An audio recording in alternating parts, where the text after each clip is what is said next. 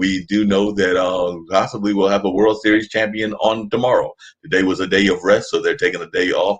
But tomorrow, the Dodgers will try to close it out and win the series. But I have this sneaky suspicion that it's going to be a 7-game series. It's just kind of a sneaky suspicion that I have based on the way things have been going. I think that it's going to be a 7-game series, and that's actually what I'm expecting to happen. But I could be fooled. It wouldn't be the first time, and it definitely won't be the last time either. But we're going to see how this all plays out and whether we have them on or not in terms of having that happen. So I'm expecting that we're going to get a 7-game series, but maybe it's going to be a 6-game one, and the Dodgers will pull it off tomorrow. But I have this funny feeling that there will still be baseball on Wednesday, and I'll let y'all know that on the online dinner party if I'm right. But I'm just curious to see how this all plays out and if that is the case. Because, like I said, that's just a sneaky suspicion that I have that that will be the case. But like I said, we've also got things going on in the political world.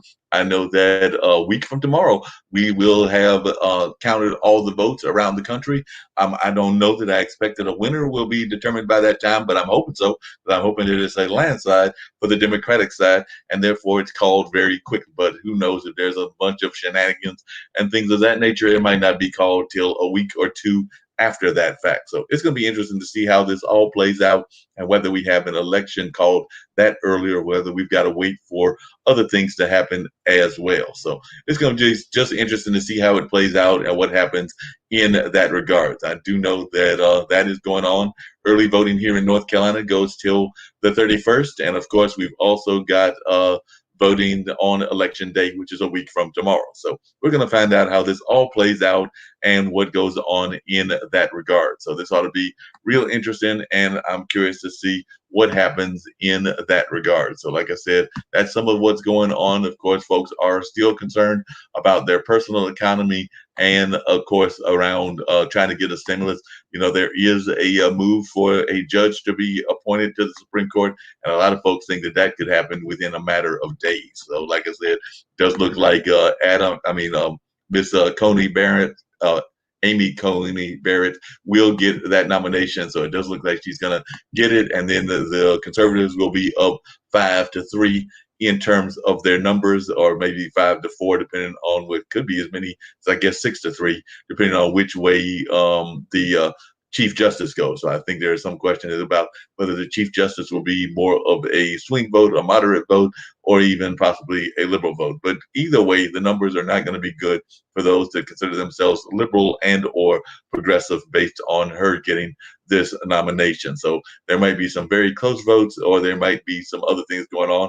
I've heard talk of this term originalists and things of that nature. So who knows? I do know that sometimes people are put into office and they don't always vote the way that we expected they will vote based on their own attitudes, their own thought patterns, and things of that nature. And then, of course, sometimes folks get in there in office, and because they're in office, they also sometimes change or start reflecting differently. Because I do know there have been cases that judges were perceived one way, and then they voted in other ways based on their own training, their own thought patterns, their own ways of coming up with their decisions and all of that. So it ought to be really interesting to see how that plays out and what happens in that regard. So I am very curious to see how the courts do go and everything. I know a number of issues, including healthcare, including issues around Roe versus Wade, including issues around a number of other things, things to do with sexual orientation, and a number of other issues could be in play based on the makeup of the Supreme Court. And I know that some of our friends here on the network are into a lot of things to deal with things around, we'll try to think of what I could call these things dealing with corporate America and all of that, whether that's Google and its call as to whether it is a monopoly or not, whether that's things around Facebook, whether that's things around a number of other things that are out there. So a number of folks will be trying to figure out their views on these issues and how it all plays out. So definitely it'll be curious to see what goes on, how this all goes into effect, and what kind of effect it has on people in general. So that being said, definitely looking forward to hearing from our guests, because we do have some guests that'll be coming on very shortly. As a matter of fact, I'm now looking on Twitter, and Congressman Ayanna Presley was saying that a vote for Barrett is a vote against women, a vote with people with pre-existing conditions,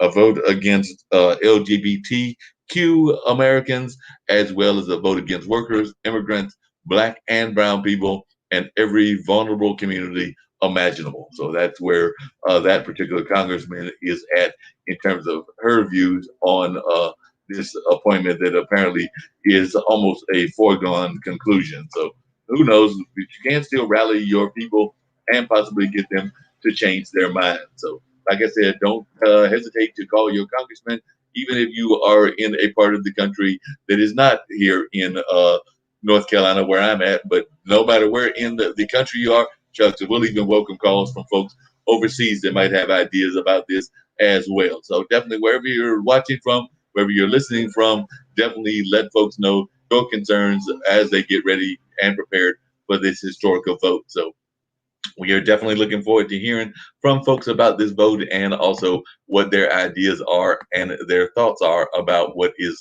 coming their way. So, like I said, that is some of the things that are going on in the world and all of that. So, definitely, I know a lot of folks are thinking about that and are concerned about which way the country is going. I know even in the issues of how we're dealing with the pandemic, how we're dealing with health issues, how we're dealing with issues around race relations, how we're dealing with a lot of other things are part of the conversation that is a global conversation right now. So definitely we're willing to hear from our other folks as well to say what they can do and all of that. So definitely looking forward to having many folks join the conversation. I'm looking forward to having Wendy Glavin coming in and join the conversation very shortly here on Mullins Music and the Memories. And of course, we'll find out what she's got going on in her world, and she should be joining us at about 4:15, 4:20, or something along those lines. So definitely looking forward to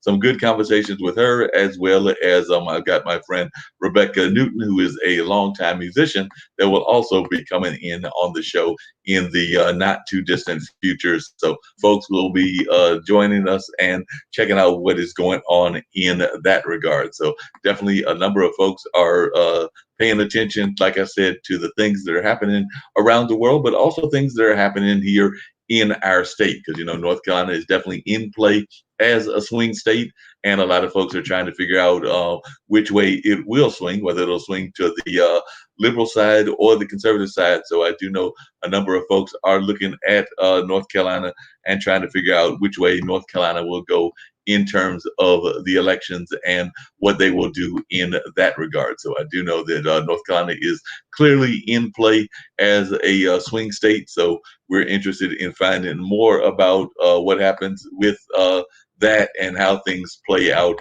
in that regard. So it ought to be interesting to see the campaign as it goes into its winding stage. And of course, that means that all the candidates are going to a lot of the swing states. Trump was just in Lumberton, which is a small rural town here in North Carolina. And I think he was trying to appeal to the Native American population as well as some other populations that are based in the Lumberton area. So it'll be interesting to see whether any of these power plays and moves actually impact the race and how they impact the race as it is. So, like I said, that is going on. And here in the state, a lot of folks are following the campaign between Tom Tillis and Cal Cunningham and trying to figure out who will win that. And a number of other races as well. Yvonne Lewis Holly is running for lieutenant governor. She is an African American woman that is running for that office, and I've actually had her on my regular podcast, Straight Talk with Dean and Mark, and I'm hoping to find out whether she wins or not. And then, of course, there are folks like a number of other candidates on the local level that are running. I know that Jan Cromartie is running for the Soil and Water, as is Jillian Rowley, Terrence Priester, and a couple of other candidates in that race. Because, I'm always saying that it is very important for us to not just study our local candidates, I mean, our national candidates, but also our local, our state, and our regional candidates as well. Because a lot of time, these local folks are doing things that are very impactful and that have a lot to do with things that deal with you on a day-to-day basis, whether that's your taxes, whether that's your sanitation, whether that's the way your recycling, if you've got recycling, is picked up, whether that's a number of other things, your property taxes, a number of other things are done on that local level. So it is very important for us to be concerned about our local politicians and what they are doing and to pay attention to their platforms as well. So definitely pay attention to your local races. To get out and vote if you haven't already gotten out and vote. I know a number of folks, many millions, have already done early voting, but that does not mean that it's not too late if you are registered. And actually, you can even register in quite a few places and still get your vote counted as well. So definitely get out there and get your vote in. These votes are very important. And I do know that a number of folks are very concerned about a number of issues around the world. So hopefully you will get out there and get your vote heard and your voice heard, I should say. So definitely get out there, get your voice heard in these campaigns so that folks can know what you've got on your mind as well. Because a lot of times folks are paying attention to these things already. As a matter of fact, speaking of voting, they say that more than 200,000 young people have already voted in North Carolina. And that is a huge surge from the last election back in 2016, the last national election, that is. So they have already seen a surge in that regards and everything. So definitely it's going to be interesting, all of that. And I know locally, the Wake County school systems, they actually sent the kids back home. I mean, not back home, but back into the school environment, at least on a rotating basis, is the way I think that they are describing this. So definitely there are some kids that are getting in-person education in Wake County. So it's going to be interesting to see how this plays out and what goes on with that. So that is one of the things that is happening here on a statewide level and all of that. So definitely a lot of folks are paying attention to a number of these things in our community and trying to see what they can do as well. Speaking of that voting, I was just going to give you a little bit of an update as to what that story said.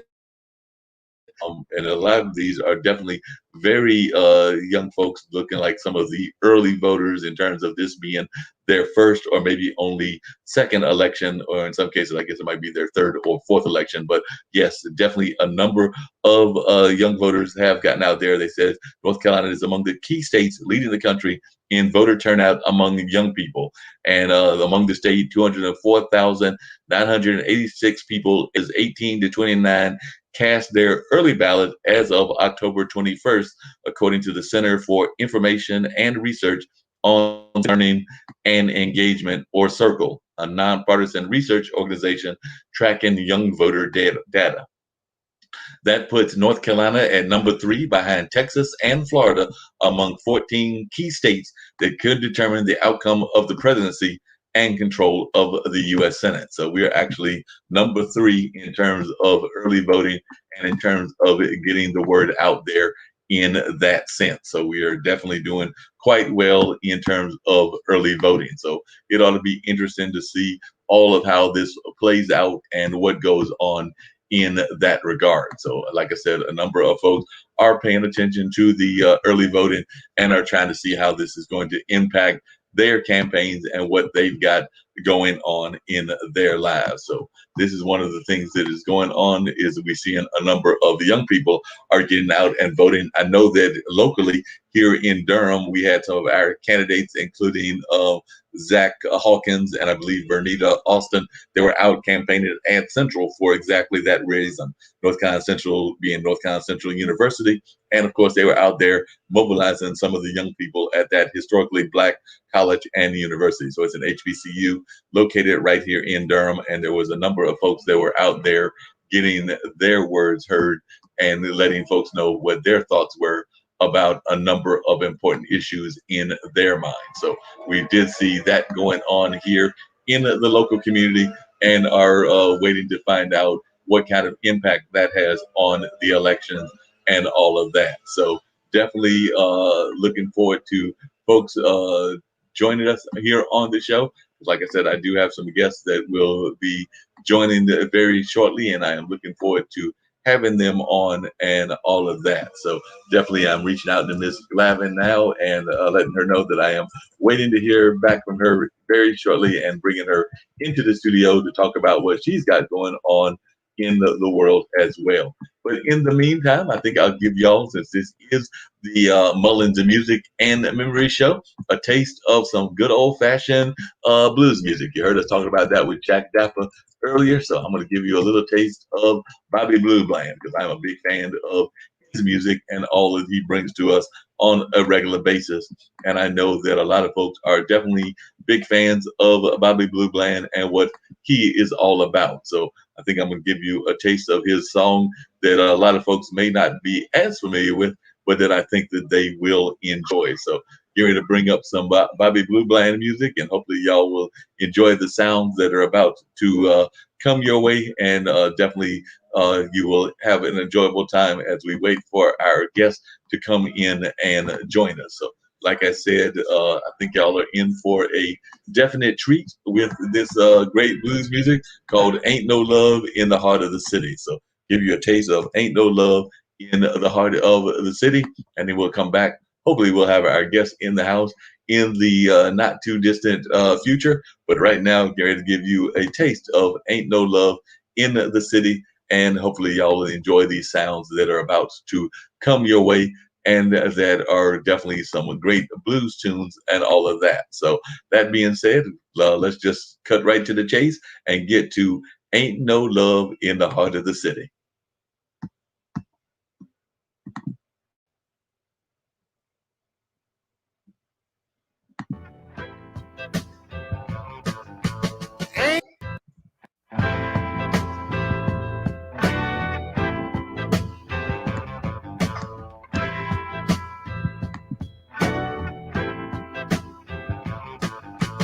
Ain't no love in the heart of the city. Ain't no love in the heart of town. Ain't no love and it's shown up for pity. Ain't no love cause you ain't around.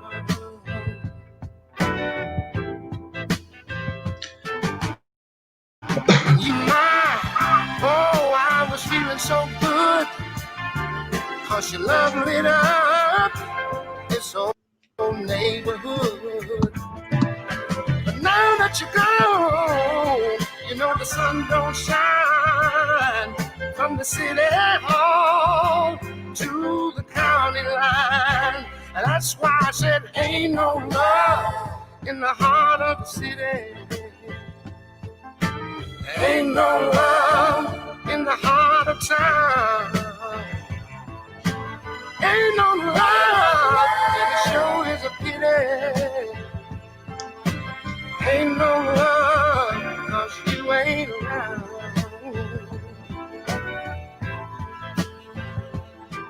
Every place that I go, oh, it seems so strange. Without you there, things have changed. When nighttime comes, there's a blanket of gloom.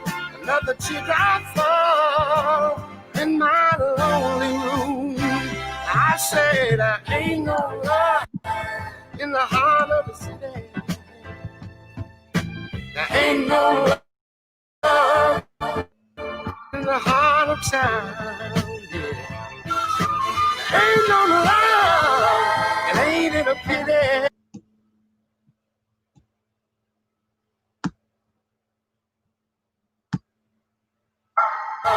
And ain't it a pity? Ain't no love, cause you ain't around, Lord.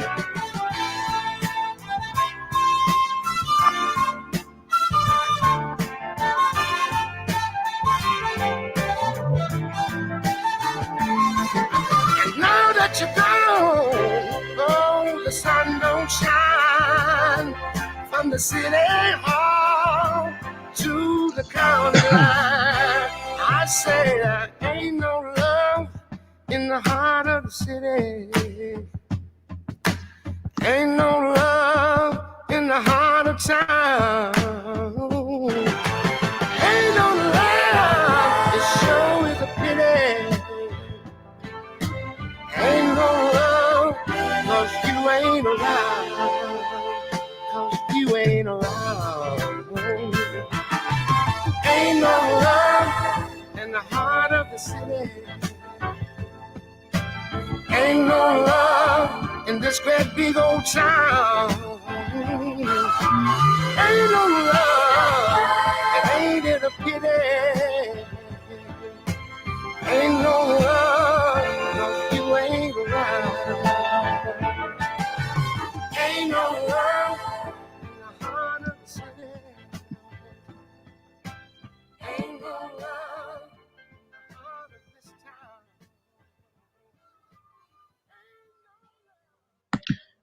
Now, one thing we do know is that there's a lot of love around the community of IBM.TV. And of course, there is a lot of great programming here, or I should say IBMTV.TV. And there's a lot of great programming that exists here and all of that. By the way, don't forget that we do have that new URL. So definitely, if you're not familiar with our new website, go to www.ibmtv.tv. So that is actually the way of the programs and the way that you can get to our stuff and all of that. But that being said, we do want you to know about a lot of the great programming that we have here on the network and how you can learn more about them and some of the shows. So I'm getting ready to play some spots of some of the shows that exist here on the network, but I do want you to know definitely to check out the website banner that I'm also going to roll underneath because, like I said, there is a new URL, so a new way of finding us on the World Wide Web and all of that. So definitely I'm going to have that banner running. But in the meantime, check out what American politics is all about.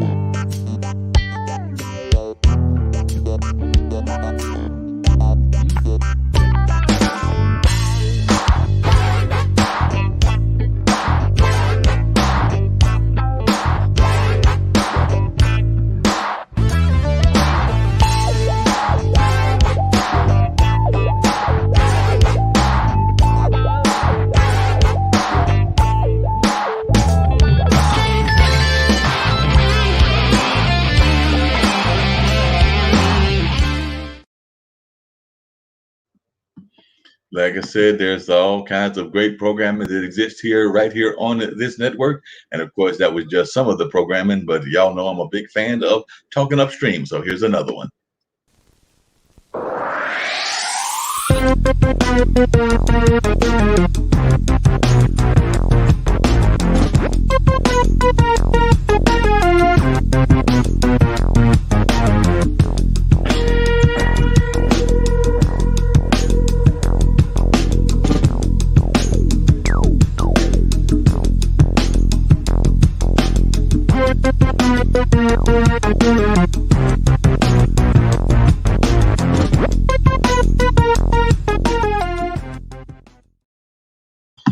Yep, that's definitely some of the great programming that exists right here on this network. I did want you to check out a little bit about another one that's very important, which is we know we have a number of chess fans around here as well. So check out what they've got to say about the chess.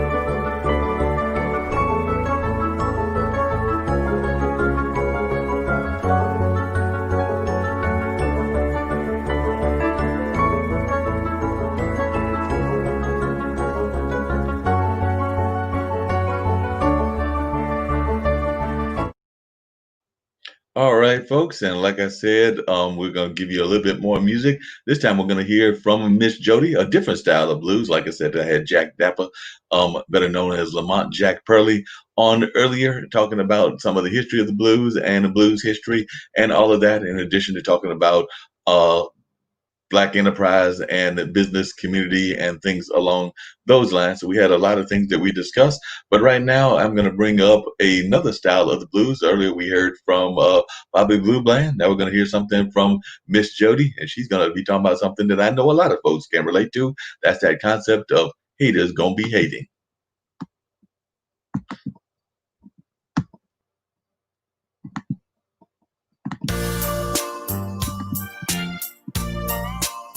You know, in this life, there are always going to be haters out there. I know there's somebody out there that's hating on you. There's somebody out there that's hating on me too.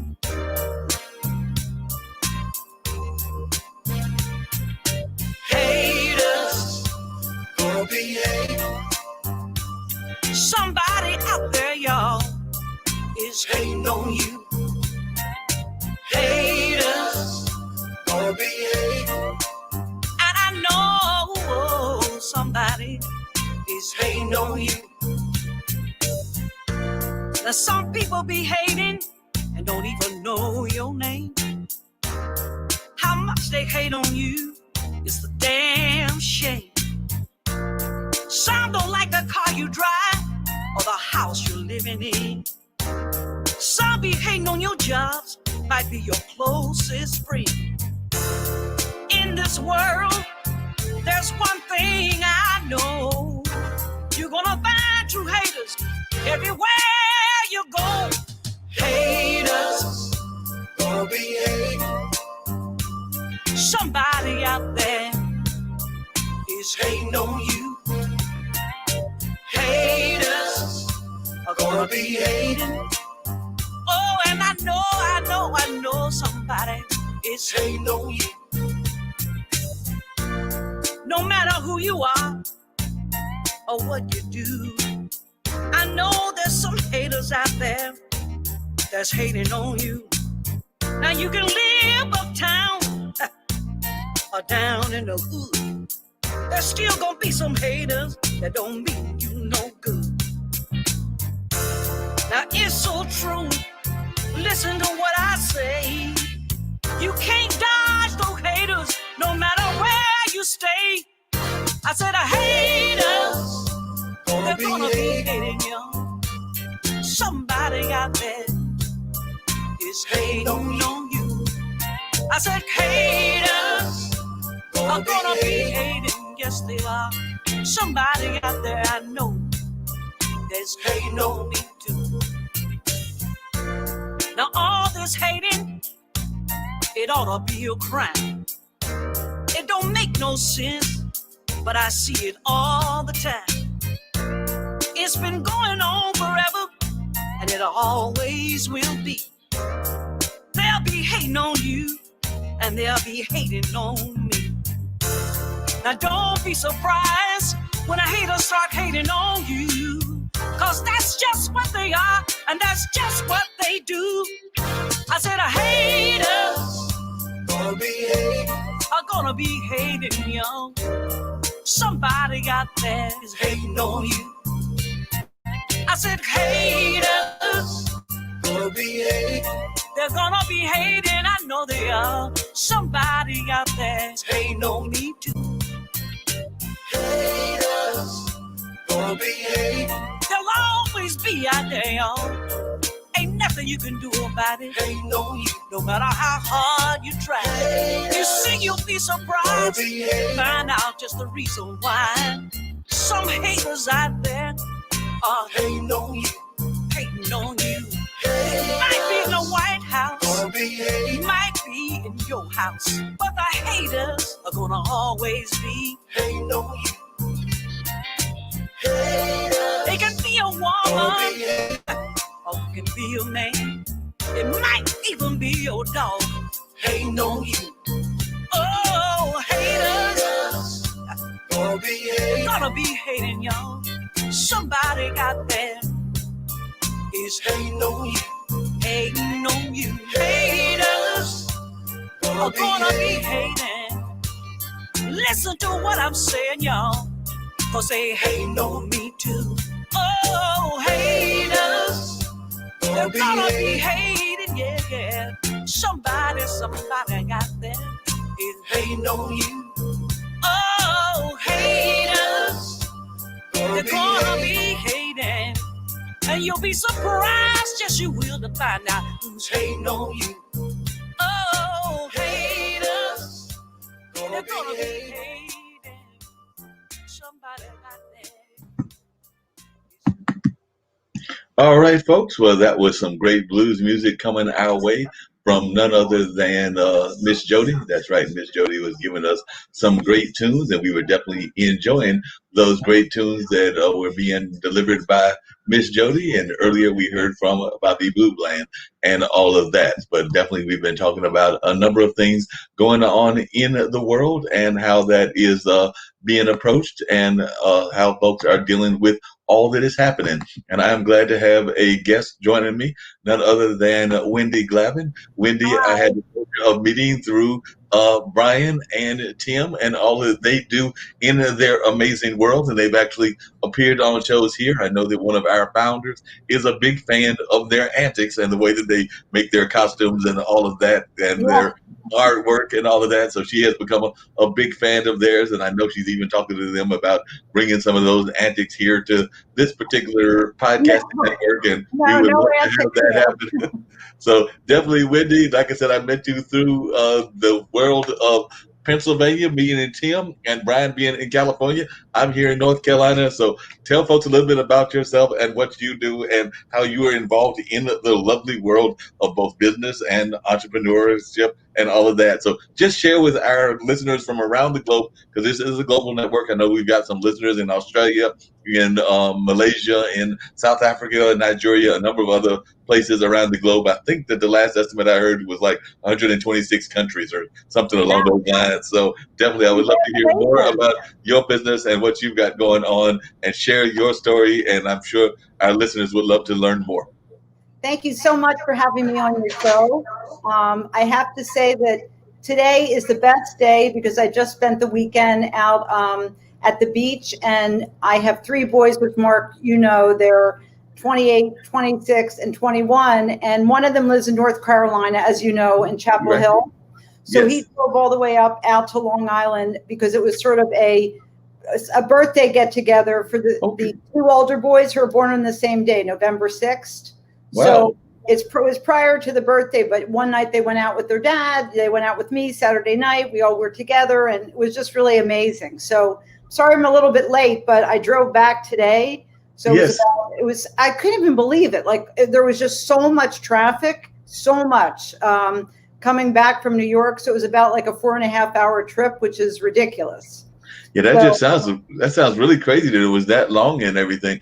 Um, are you finding that a lot of people are? Because I remember y'all were one of the early states hit New York. A lot of people actually. I know my buddy Zach was complaining that sometimes when he goes out, he doesn't see people wearing the mask and all of that. And I'm wondering if you're seeing people actually following the rules there in New York and doing what they're supposed to be doing.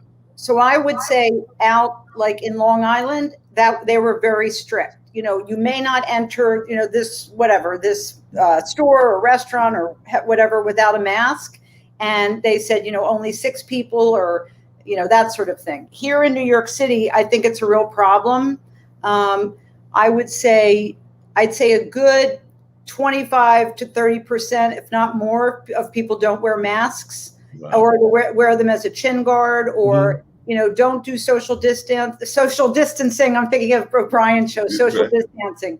But also the odd thing to me is, they've built a lot of outdoor restaurants, on the curb and then a little bit onto the street that are kind of, in boxes. Right. But the strange thing is that, let's say it's kind of in a box, right? But Right.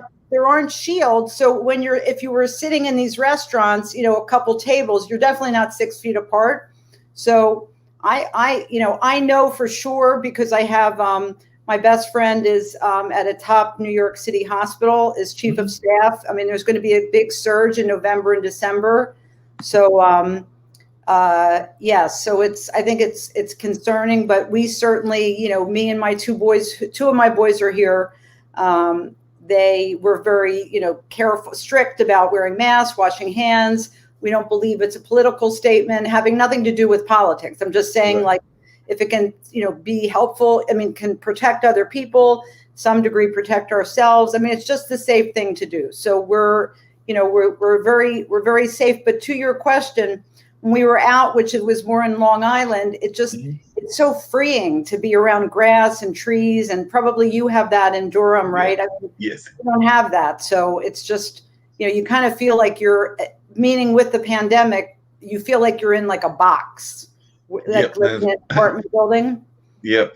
And even in the apartment, I live in an apartment here, and even here, you do sometimes feel like you're in a box and that you can't get out as much as you would like to get. I mean, I do go out, but I'm not the best cook in the world, so I do go out to some of our area restaurants and things of that nature. But that being said, I do agree with you that if it was not a pandemic age, you would feel more comfortable going out and actually enjoying being out. But Right. you're concerned about everything. I know, ironically, you said that your 2 of your sons were having their birthday, and today is actually my younger brother's birthday. So Oh, really? yes, yes. So Happy Malik was birthday to your celebrating his brother. birthday. Yes, he's celebrating his birthday today. He turned the big 5-1, and he was going to be hanging out with my 2 nephews, which are his kids, who are now Oh, 11 and 12. They turned 11 and 12 back in August. So nice. definitely they're having that whole birthday celebration. He's got his lady love because he's been divorced a couple of times, but his lady love that he's been with for a number of years. I think Good they're for going to him. do together and do like a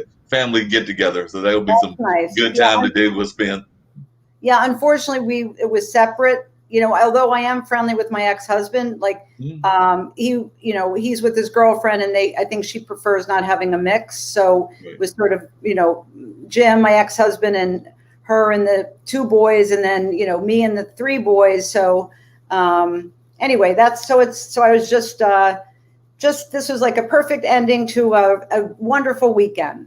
Sounds So like a wonderful weekend. I know one of the things that we're looking at doing in our family, we actually had our Zoom meeting, not this past weekend, but the weekend before, if I remember correctly. But we're trying to figure out, usually every year, my dad, because my parents are divorced, but dad and his lady love, they've been together for, it seems like ever, like maybe 20, 25 years. They go down to the beach and have gone down for a number of years. So they were trying to decide, one, if they were going to do it and how they're going to do it. So now they're trying to just figure out which property they will rent, how they will rent it, whether it'll be one building, 2 buildings, or how they're going to work it out. But I think everybody did agree that we will try to do it again this year. And this past year that we were in was the first year that I went after going several years back. So this is my second time total going to the beach with them, and I'm looking forward to this being the third year. So they've done it for a number of years. It's a that's great great. environment. I remember when I went last year, it was so fun because as soon as I got there, um, It was a relatively mild,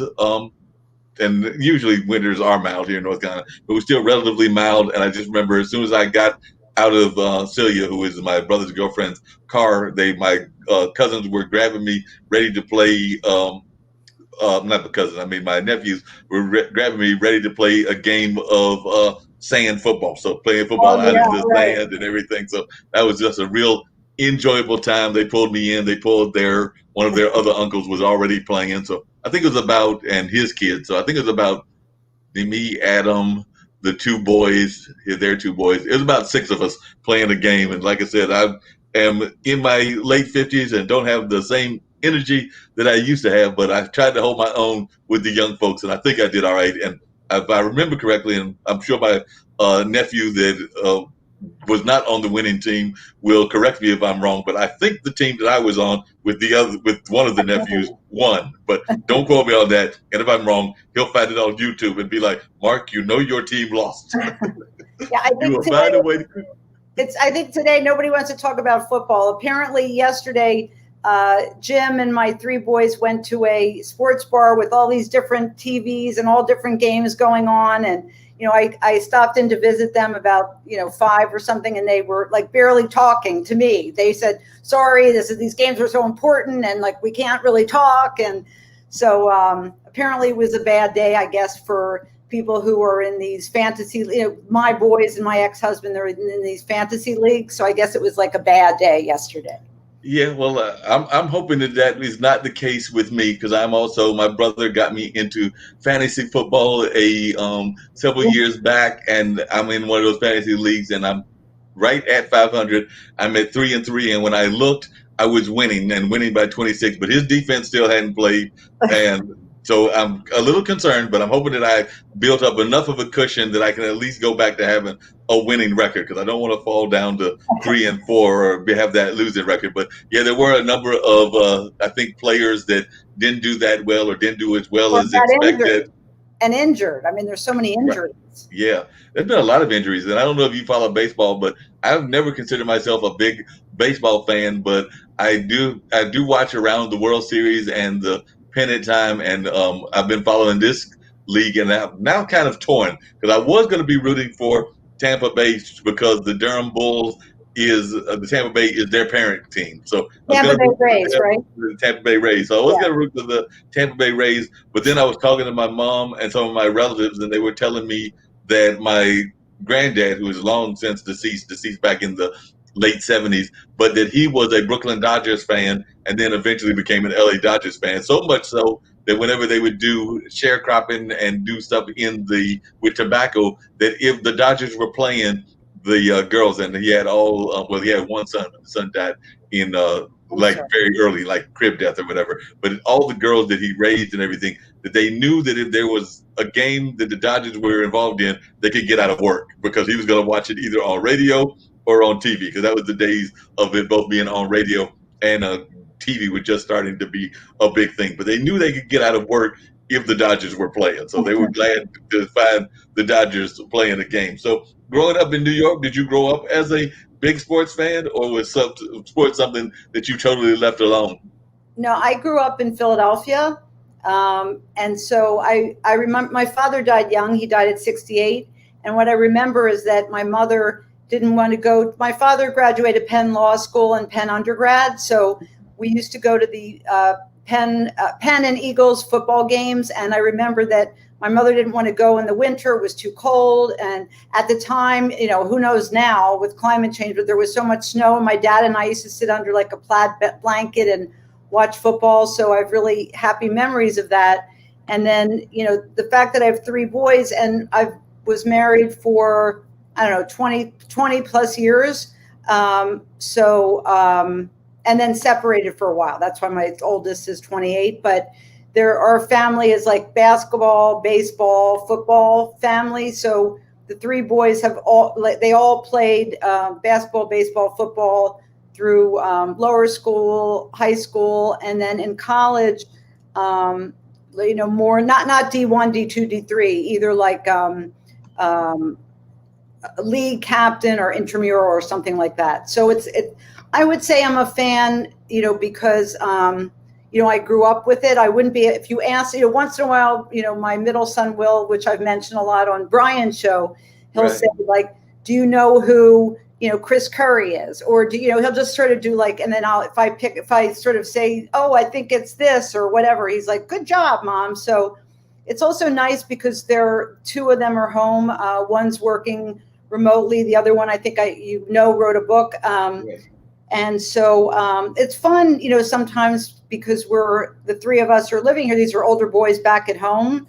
As you said, whether it's the World Series or, a game here and there. I mean, I'm not going to sit and watch all night, but, it's a nice bonding experience. Right. What's it like growing and having, I'm assuming because of COVID and everything else, having that kind of environment of having three grown folks in the same house and everything? Like I said, I'm a single person living in North Carolina, and so I get to just have my own space and everything. But I know even in this new age that we're living in, so many folks are wanting their space, but y'all are all under that apartment environment. And I know it's got to be for cost reasons as well.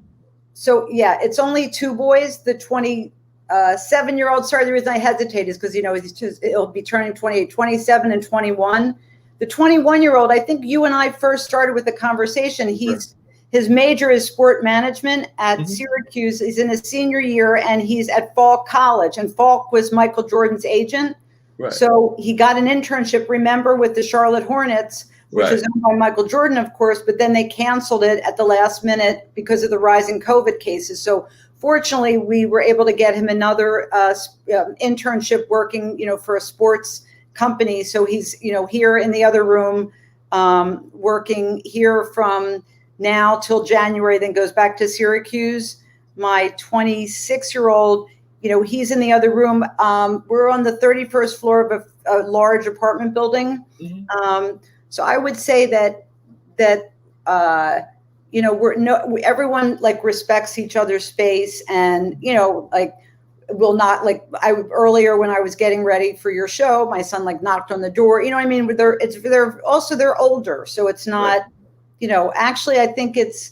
And sometimes people say, "Oh, you're so lucky you can hang out with your boys." Well, first of all, they don't hang out with me, but I think it's nice to just hear their voice or say good morning or love you or how you doing. You know what I mean? So I feel really, that would be like a one unexpected benefit of the pandemic, at least for me, for a mother, with children that are, the 21-year-old, of course, is on his own. In his senior year, so, doesn't need help with schoolwork. Not that I could ever help him really, but, so I think it's it's nice. I feel lucky to have them with me even for just a few more months. And also, I guess to a certain degree, as a mother, you never stop being a mother. So my 21-year-old took a train back last night to Penn Station and sent me a text and said, I'm going to take a city bike. He likes to take, city bikes and ride his bike home. So I was like, no way. It's too dangerous. It's dark. There's a lot of cars. You don't have a helmet. And he said, don't worry, I'll be safe in the text. And I said, I'm not worried about you. I'm worried about the drivers and other people, the fact that you don't have a helmet. Right. So fortunately, he didn't. So I think it's nice because, we have a certain respect for one another. And to your point about money, yes, my 26-year-old, doesn't have a goal to remain living with me, but, it's definitely a way to, for him to save money. Yeah, definitely. That makes sense. You mentioned having parents that are in the same social environments or the same things that you are. And yes, it can be interesting. Like I said, I'm in my late 50s now, but I remember when I first got involved in jazz and R&B music and blues and things of that nature, there was a very popular club here, and there was a couple of other popular places. One was Another Time, another was Talk of the Town. And I remember going there and bumping into my parents. And yes, they were kind of interested bumping into them because they had developed my love of that music, but still bumping into them while they're having their social dates or social environments. And I'm doing my thing as well. It was kind of an interesting experience. And like I said, I don't know that I would recommend it for folks, but it definitely kind of had you staying on your P's and Q's, I guess is the best way to put it. And I would also agree with you about the fact that yes, you're never too old to depend on your mom and any of your parents, because I know even to this day, and like I said, I am in my late 50s, but if I get in a financial pinch, yes, there is a quick dial to mom to be like, look, can you add this or can you add that? So I think you do that no matter how old you are. Well, the quick dial to their mom is like, call your dad, who is a bond salesman on Wall Street. So it's like, yes, ask your dad. First start with your dad, and then you can come back to me. So no, I'm not the money person for them. Jim is the money person, so to speak. I mean, he's still gainfully employed on Wall Street as a corporate bond salesman. So, that's not the case with me. I mean, moving into business, I own my own agency, marketing, right, executive writing, public relations, social, digital media advisory. So, that type of industry or this type of business, I just kind of laugh, but, obviously Wall Street, in terms of the economy and stocks and bonds, that's essential. Okay. But, what I do for a living, it's not essential. So what's been really more essential is I'm also a published writer and a tech columnist. So I do a lot of writing. I just interviewed, I guess 2 weeks ago, the former general counsel for Trump. I'm trying to look for where his book is, but it's John Dean. So he testified before Watergate, and after that, he's written several books and just wrote a book called Authoritarian Nightmare, Trump and His Followers.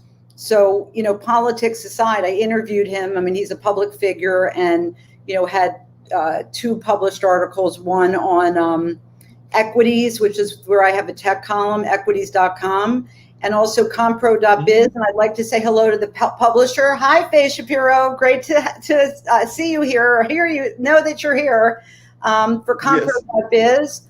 So it was really interesting. I put a big disclaimer at the top because the way I write comes from, to a certain degree, my father, like in a legal not that I have a legal background, but I grew up with lawyers. My uncle was a lawyer. My brother was a lawyer. So, I like to do on the one hand, on the other hand, and let people make their own decisions.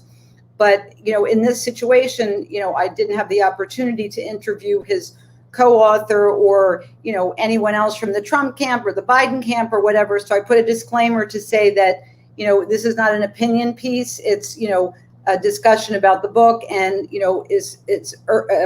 serves to inform people and urge people to vote. So it's not a position piece. That's something, and I'd like to share this with your audience because this is a big lesson that I learned several years ago. But sometimes we don't own what we do. So from the day, not even the day I graduated college, in college, so you're talking about more than 30 years, I've been a writer, writing. Right. I worked in-house at General Electric. I worked for full service agencies. I think I mentioned to you, Mark, that I managed a large division of IBM. Mm-hmm. But I always wrote, but I never thought of myself as a writer until Faye Shapiro, the publisher of Compro, asked me if I wanted to do event coverage, which I had never done. And as I said, I'm always about like original content. So I don't do a transcript and then just write what they say. I kind of give an objective analysis. So, that led me into then becoming a top contributor for Compro. And then, and Compro is a digital global publication for essentially C-suite executives, communications professionals across really, I'd say almost every single industry sector. And equities is much more Wall Street, technology, that sort of thing. So I pitched them one of my clients' equities, I don't know, I think it's 2 or 3 years ago, and said, would you like to, have this CEO as a contributor? And they said, no, what about you? And I said, why me? So they said, because we don't want pieces from, companies or brands. We want landscape pieces. So the very first question that the first topic they asked me to write about, I think it was in 2017, was, has the public lost trust in big tech companies? So that was a really interesting topic.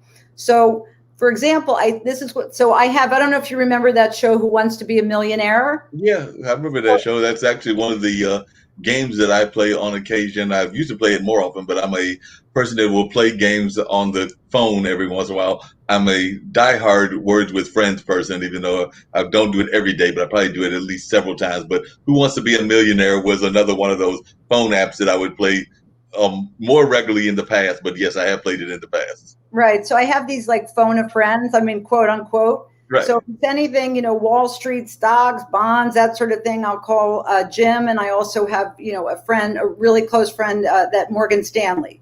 So the first thing they talk about is, well, the FANG stocks, like, no one has lost, trust in the FANG stocks. So I said, no one knows what the FANG stocks are. So they're Facebook, Amazon, Apple, Google, which is owned by, then there's Apple, Netflix, etc.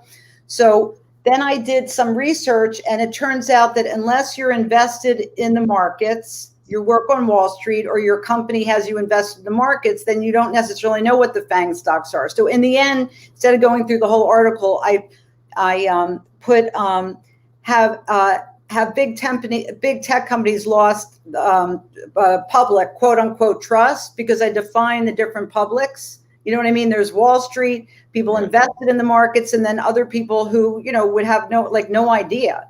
So that started that. And then I pretty much wrote a column monthly when there was all these, constant things going on prior to the pandemic. Since the pandemic, so one of the articles was about the John Dean, his book. And then I think I wrote actually The Unexpected Perks of Working Remotely, but it's been a little bit more challenging because, I believe, based on, I'm very heavily research oriented, that, right this moment, I mean, people are not really, interested in like the landscape of AI or the landscape of blockchain or the landscape of financial technology, in general. So, and also editors are looking for more positive, I don't want to put it this way, but this is what they say, like, more positive sort of stories about COVID, and not about COVID, surrounding COVID. Mm-hmm. I think it's really important to be very careful with, our messaging and, sort of what we're presenting and saying. I'm not talking right now on your show, but I'm saying in writing, because, you want to make sure that, people, because, perception is the key to reality. So we may think that we're communicating in a certain way, but it's received in a different way. So it's really important for a writer to understand, like, how might this be received. So no, that makes a lot of sense, and you bring up some very good points and everything. I do have one other guest that might be joining us. I'm going to bring her on to the conversation, that being Rebecca Newton, her longtime friend and everything. So Rebecca is over here with us and everything. So Rebecca is a musician here in the area, but she was also involved in the tech world, because if I remember correctly, she was one of the early founders of AOL. So when we talk about AOL, and all of that Rebecca was involved in that. Am I correct in saying that you were early involved in the AOL family? But I was not a founder, but I was in there from the early 90s, from its inception, about a year after its inception until 2000, something like that. But I've been in the internet business, still am, for 27 years. So 28 years, something like that. So yeah. And then one of the things that Wendy was talking about, and Wendy is a marketing person, marketing guru type out of like the New York area, and has definitely been involved in it in a number of years, and has worked with a lot of folks in marketing and all of that. More years than you, Rebecca. At least I'll wink, 30. But I do marketing, public relations, executive writing, social digital media advisory. But my specialty is technology. So I'm a technology columnist and a published writer. So I'm sorry to interrupt you, Mark.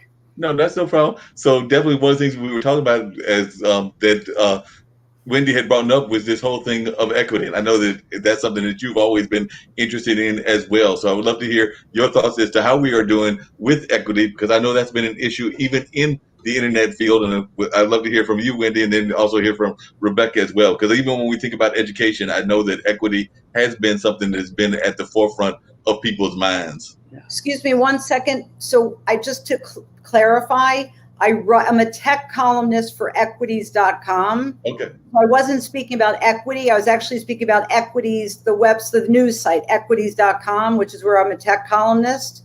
So, yeah, of course, I don't mean to interrupt, but I don't want it to be unclear that I was speaking about equity. No, I was speaking about equities.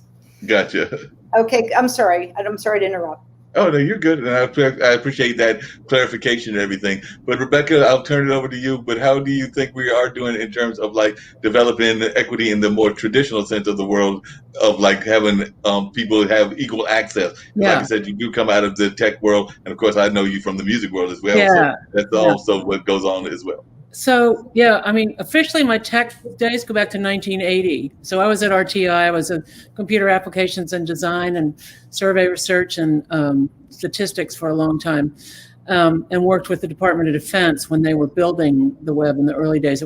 We used it exclusively for Department of Defense studies and surveys and stuff like that. So in the early days, nobody had access unless you were government related or had special university, usually through a university. I work mostly now with the UK more than the US, although that's about to change because our company just got acquired by Epic Games, so it's kind of a big deal. Congratulations! Thank you. Yeah, I mean, it's not my company, but the company that I've been working. I know Epic Games. Yeah, for 5 years. So, I know that it's a big issue. So just so Wendy knows, my background is all things tech, but I ended up by default as an expert in online child safety, and I'm probably the oldest living person that has been doing that since forever, and so that's something that comes up a lot around the world in our work, especially working with social workers. Let me just turn this off.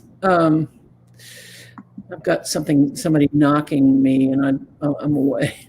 So anyway, so I know that like in remote parts of Europe and lots of countries, but probably even still in the U.S., although it's hard to believe, but there are places where people have no access, and that's a real issue. Or if they do, the whole village or wherever it is you have no privacy with it. So one of the things that came up in working with children at risk, and which is kind of a better way of putting with what I do or have been doing for so long, is that they like if you wanted to, we were trying to put iPads in the hands of social workers and in the children's homes, because if you drove to a village, right, everybody saw your car, they were like, who's that? And if there's domestic issues or whatever, then the whole village is like, who called Department of Social Services or whatever they have around each country. So there were all those kind of issues, let alone education and opportunity, right? So just the basics of, I'd like to keep my child safe and myself safe, but I'm in a village of 37 people or 200 people, and there's no privacy. So and that's the whole issue. What about basic services like water, food, drugs, and not, you know what I'm saying? Like, to protect you against, deadly illnesses. I'm not talking about COVID right now. I'm talking about, I'm thinking of a book called, I don't know if you read Tracy Kidder's Mountain Beyond Mountains, but he founded like Doctors Without Borders. So that was a long time ago, and went from village to village, town to town, and to be able to deliver drugs for tuberculosis. Anyway, sorry to interrupt you. So I was curious about those kind of basic essential services. Yeah, well, I don't know if that's part of this discussion. I'm a little. We're kind of like talking technology, or what are we? Okay. We're talking. I talked about my boys, and I just got back to education. It's a free-flowing conversation. Oh, okay. I was like, wait a minute. What does that have to do with technology? Okay. No, we're not talking about technology. Yeah, I mean, that's obviously an issue. I've worked very closely with UNICEF for many years. And they, water is sort of basic, right? That's as basic as it gets. And there's a lot of places in the world. People can't imagine it, but there are a lot of places in the world where there is little or no water, or if there is water, it's particularly unhealthy and something we wouldn't even consider bathing in, let alone drinking or using for cooking. So so I mean, so in those situations, internet is probably the furthest from anybody's mind. Although, what about fintech? I don't know what fintech is. You know what financial technology is? Oh, fintech. Oh, Yes, fintech. Oh, yeah. Yeah, I mean, because that's growing in a lot of. We're jumping around from. Or I'm sorry, that's just how I talk. Give me some context, I guess. You know, I'm an abstract thinker, so we were just sort of speaking about a bunch of different things. So when you were talking about, you know, other countries and safety and privacy, so what comes to my mind, because this is how my mind works, is oh my gosh, you know, what about like the water and the, you know, drugs and the you know, all these kinds of things. So I'm, you know, this is not, at least in terms of Mark, it's not like we were presented with, you know, Q&As, and so we're sort of, we discussed my trip and his, you know, football, and we're sort of all over the place. So I'm not sure what your question is. So what about financial technology is making it so that people can have access to money. And so it's, you know, through mobile apps and, you know, doing education and that sort of thing. So I didn't know if you had any, like, for example, the UN is involved in that. And so I didn't know if that was anything that you were involved in. I'm not really, no, I'm not involved in it other than from a business standpoint, but not from a social, you know, services standpoint. No, I mean a business standpoint. Yeah. I mean, there's a lot of economies now, right? And so I can't go into too much detail, but metaverses are coming up with their own economies, and Bitcoin, et cetera. Blockchain. Some people, blockchain. We use all that stuff. I'm a partner and a founder of a place called Sonark, SONARK. That's not, we haven't launched yet, but, and we're looking into creating a, you know, what's the best place, what's the best economy, right? A digital economy to be sort of thinking about, not creating our own, but that's where it's headed, right? So, I mean, it's pretty soon. Well, for example, Wednesday, I'm a judge at Coin Agenda. So it's a pitch fest. Coin Agenda, it's a huge, you know, publication sponsors, you know, blockchain events. So it's an all-day blockchain event where, you know, founders and startups will pitch their ideas, and then at the end they're awarded money. So, you know, that's definitely, you know, according to Gartner, you know, blockchain is, you know, something that's not going away. It's not widely. I agree. Yeah. Well, I mean, you know, it's not widely accepted by Wall Street, for example. No, not yet. And banks, but you know, that's, you know, it's always a trend. You know, at least in the past couple of years, Gartner's trends. Yeah. Well, so I'm from a music business perspective, which is the Sonark business. Where the great thing about blockchain for the musicians, well, for everybody except for all the middlemen that have traditionally been in between musicians and listeners, is that in seconds, you can not only pay everybody, but you can track exactly how many people have watched or listened to, you know, Billie Eilish's latest. Imogen Heap. Didn't it start with her? Imogen Heap, you know who she is, right? She was started the whole blockchain movement in music. No? I don't know who she is. No. Yeah, she's pretty well known. Anyway, I'm sorry to interrupt. That's okay. But anyway, it's incredibly efficient, and there's no funny business. So I spent 3 years as the CEO at the Carolina Theater. Now, we never were involved in any funny business, but there's a lot of funny business in the music business. And there's funny money is the only way to put it. Now, I'm glad to say that we never partook in that, but we certainly witnessed ways that I have to be careful here, but we certainly witnessed some things that you can't get around in blockchain if you're using blockchain technology, because it's the hashtag $1, hashtag $1. I mean, there's no like covering up and saying, well, we spent $70 on marketing or whatever, right? There's none of that. So we're pretty excited about what we're building at Sonark for that.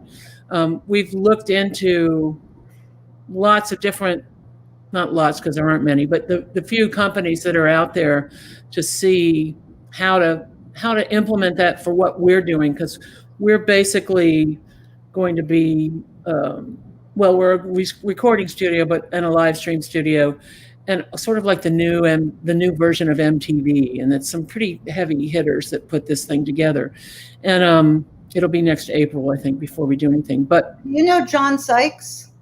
No. Okay, because he's a heavy hitter in the music industry. He was the head of Viacom. Yeah, don't know.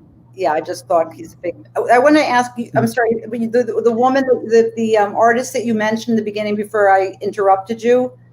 What's her name again? You mean Billie Eilish? Yeah, she's amazing. I'm just saying that. Yeah. She just had a live stream Saturday, and we were out at our headquarters looking at it and trying to sort of study what she did. So she sold 500,000 tickets to her world tour before the COVID thing hit. Wow. So I was just reading this morning that they expected her to sell at least 500,000 live stream tickets, or whatever you want to call them. They were $30 a piece, and she played for an hour. And so she made at least $15 million. Or not, she didn't, but that production made $15 million.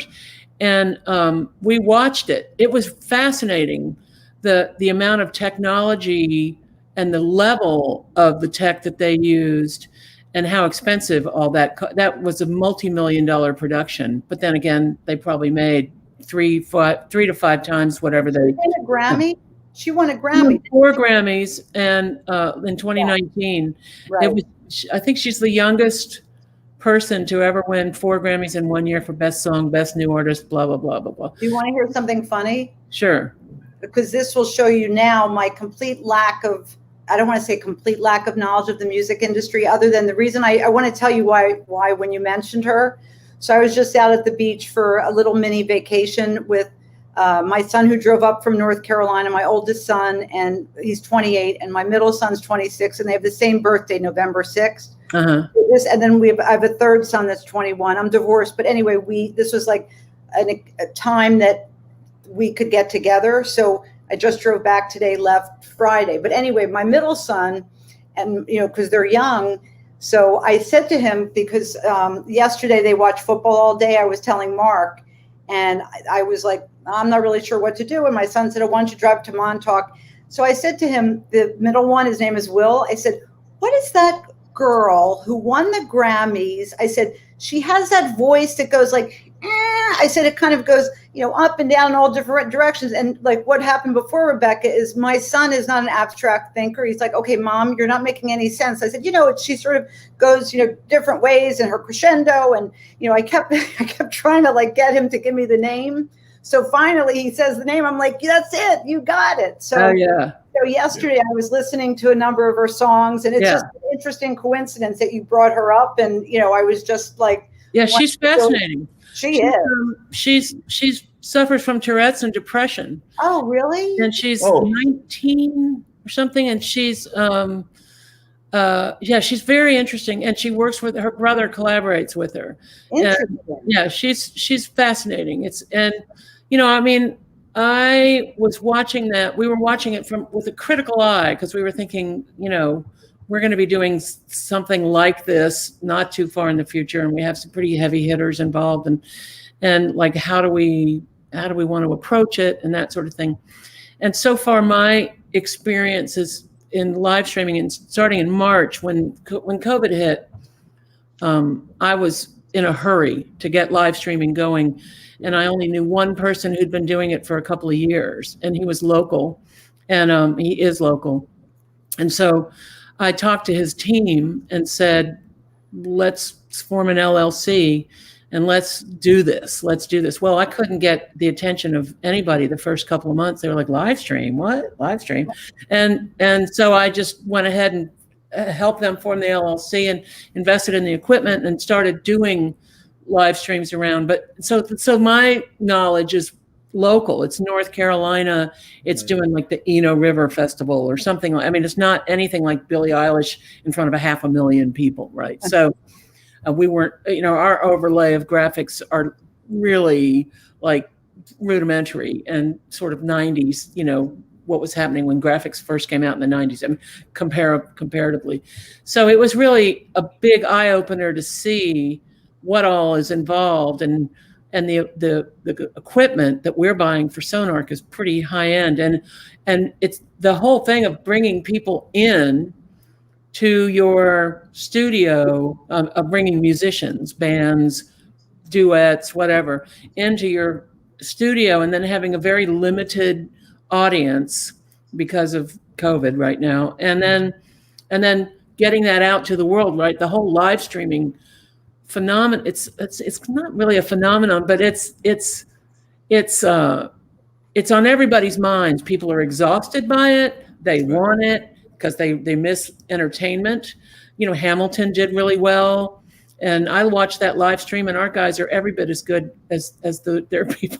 And I was like, okay, so we can maybe do this. But then I saw Billie Eilish, and I was like, oh my God, like you have to really have like enough physical space to do something amazing.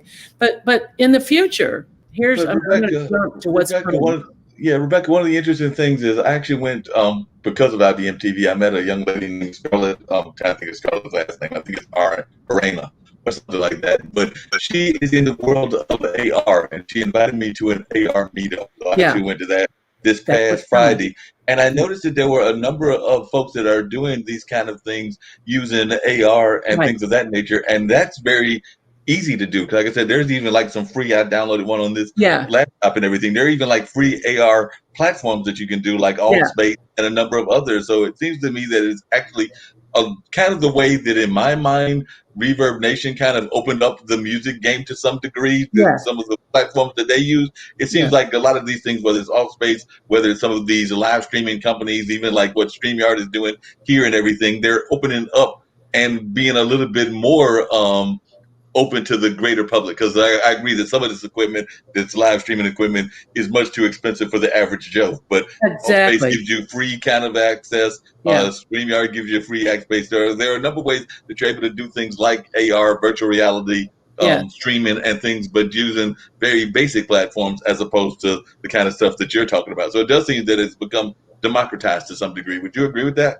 Yeah, it's a question, Rebecca. Sorry, it's supply and demand. It's as there be more demand, the supply will get cheaper and cheaper and cheaper and more sophisticated, because it's pretty sophisticated now, but it's very expensive. So Rebecca, you don't do that. Isn't it? My understanding is, I mean, that certainly I'm not going to use demographic stereotypes, but let's say young adults in their let's say early 20s to 30 or whatever, they've been involved listening, live streaming for a long time. Do you agree with that? There hasn't been much live streaming to listen to. Hold on. So no, I don't agree with that. So I'm going to do a quick thing. I'm just going to do a quick ask, because the two of them are in the other room. Yeah. So excuse me, I'm just curious. I mean, nobody's really been live streaming until. Let me just ask what they're doing. Okay, I'll be right back. Yeah, sure. Yeah, I think part of what she's talking about is the fact is you're talking about the more kind of advanced live streaming, whereas I think she's thinking more kind of like these YouTube things, YouTube channels, StreamYard, and that kind of stuff. So that's different. Yeah, and that's different from a true live stream, because what you're talking about is more like the full concert and things along that line. Whereas what I think she's talking about is more along the lines of those YouTube videos. Yeah, like the YouTube videos. And that's not the same, because live streaming is actually the full show and everything of that nature. So you're given a full concert and all of that, where you would have all of the elements of that concert that's going on. Whereas there are a number of our young people, and I think it kind of started more in, like she didn't want to stereotype, I don't want to stereotype either, but a lot of it probably came out of like a lot of not just the millennials, but also a lot of the Asian millennials and things Yes. along those lines. So definitely, I think that we saw more of that from some certain populations Yeah. where they were just going straight to YouTube and they were doing their music performances. And I given that they weren't always the most well teched kind of performances, Right. but That's right. they No, got but the that's word right. out there. But they were usually produced ahead of time. They weren't Right. live while you were watching it. And that's influencers. And then, the first woman to really do that, it wasn't live stream, but Danielle ate the sandwich. I think that was her name. And that was like 2003, 2004. She started playing a little ukulele and writing these songs. And she called herself Danielle Ate the Sandwich. And she was really the first influencer on YouTube, but she never really got big like some of these gamers and, and the makeup people and stuff like that. We worked with influencers when I was at Mind Candy, based out of London, and will be working and have worked with them now at Super Awesome, where I work, that's also based out of London, working with a lot of them. And then, of course, at the Carolina, we had those YouTube influencers, and they'd sell out in 25 minutes. And Right. they didn't do anything but open boxes or act ridiculous to each other, right? So it was it was pretty amazing.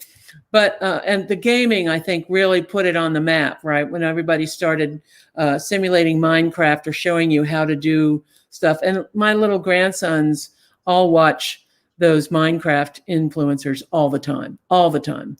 And they're like, oh, now I know how to get the spider in Minecraft or whatever it is, right? So yeah, I see what she's talking about. I didn't quite understand what she meant by, yeah. When I think of live stream, I think of, well, now here's something that was live streaming long before anybody, and that was NFL, right? So yeah, any sports did quite a bit long time ago. As soon as it was affordable and they could get enough bandwidth, the NFL was probably the highest end live streaming.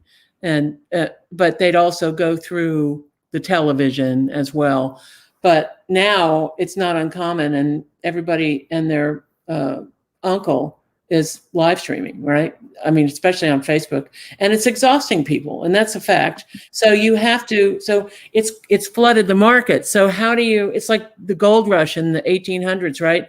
How do you be the best hardware store in California in 1849 when there's 27 of them within a 10-mile radius, right? Because everybody's trying to do, you're all competing.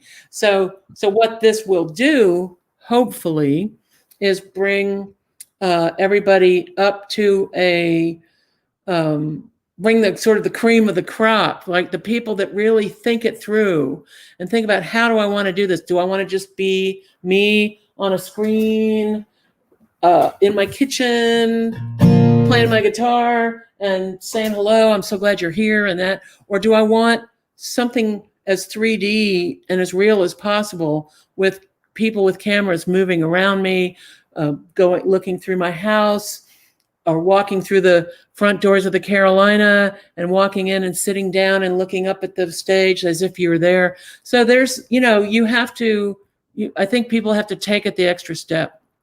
Yeah, and that's one of the things I'm going to bring in our political correspondent, because he might have some thoughts as well, that he's on our network as well. And I'm here to bring Bill in. But one of the things I'm curious about is, you bring up a good point, because right now it is kind of, as I just mentioned, it's kind of got everybody doing it. Like, I've known that I've turned on and watched Ninth Wonder basically doing his DJ set using Instagram. And Instagram doesn't necessarily always go to all platforms, but you can get like a nice little set of DJ music just watching him do his thing using Instagram Live, and the same with Facebook Live and things of that nature. So I guess what my wonder is, and I don't know what your thoughts are on this, or how you would address it, is we have kind of opened it up where people can see folks that they might not normally see. Like, I don't know if you're going to get a private set of Ninth Wonder doing his DJ set except for through Instagram Live and Facebook Live. Whereas this kind of platform that we're doing right now, or the more high-tech stuff, that would be a lot more money involved and things of that nature, and not everybody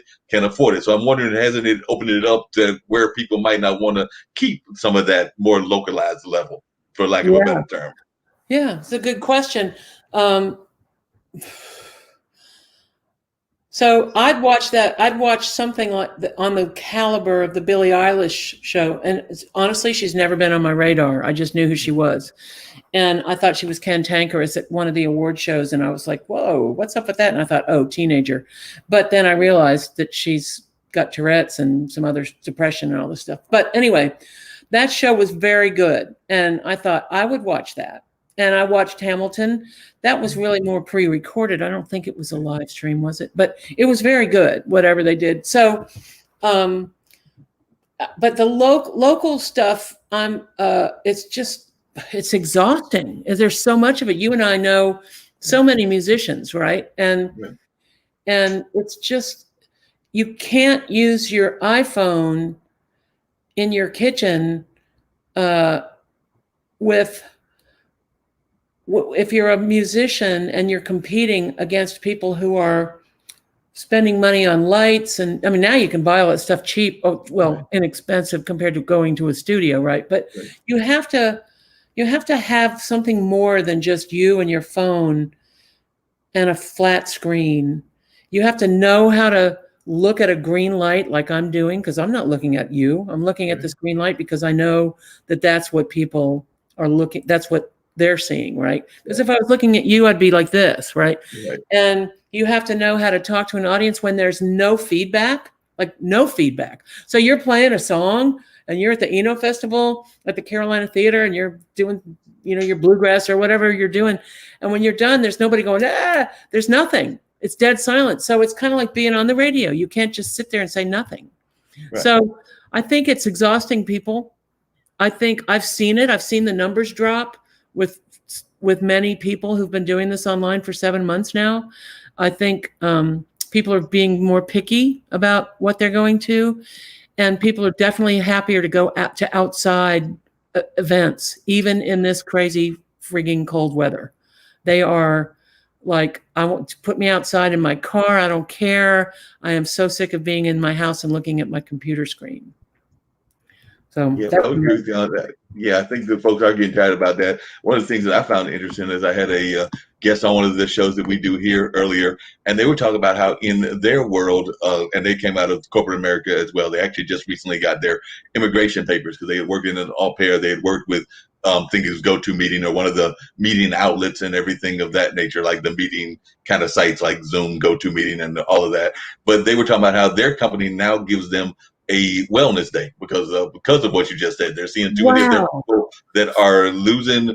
They are seeing them being a little bit overly productive because of all that's going on in the world. Because literally, you roll out of your bed, you're ready to go right to work because the computer's staring you in the face and everything. So they basically gave them a wellness day because they felt that while they were being productive, they still didn't want them to be burned out. So they gave them a whole wellness day, and I want to say it's maybe once a week or once every other week, but they definitely incorporated that. And I think that that's what more corporations are going to do. They're going to start incorporating, particularly if this COVID pandemic lasts for another year or two, they're going to start incorporating ways to make sure that people actually get out of the house and off the computer. Because like I said, we are such a social media kind of outlet that we have to find ways to actually disconnect, for lack of a better term. That's right. My company, Super Awesome, that's based in London, now owned by Epic, does that.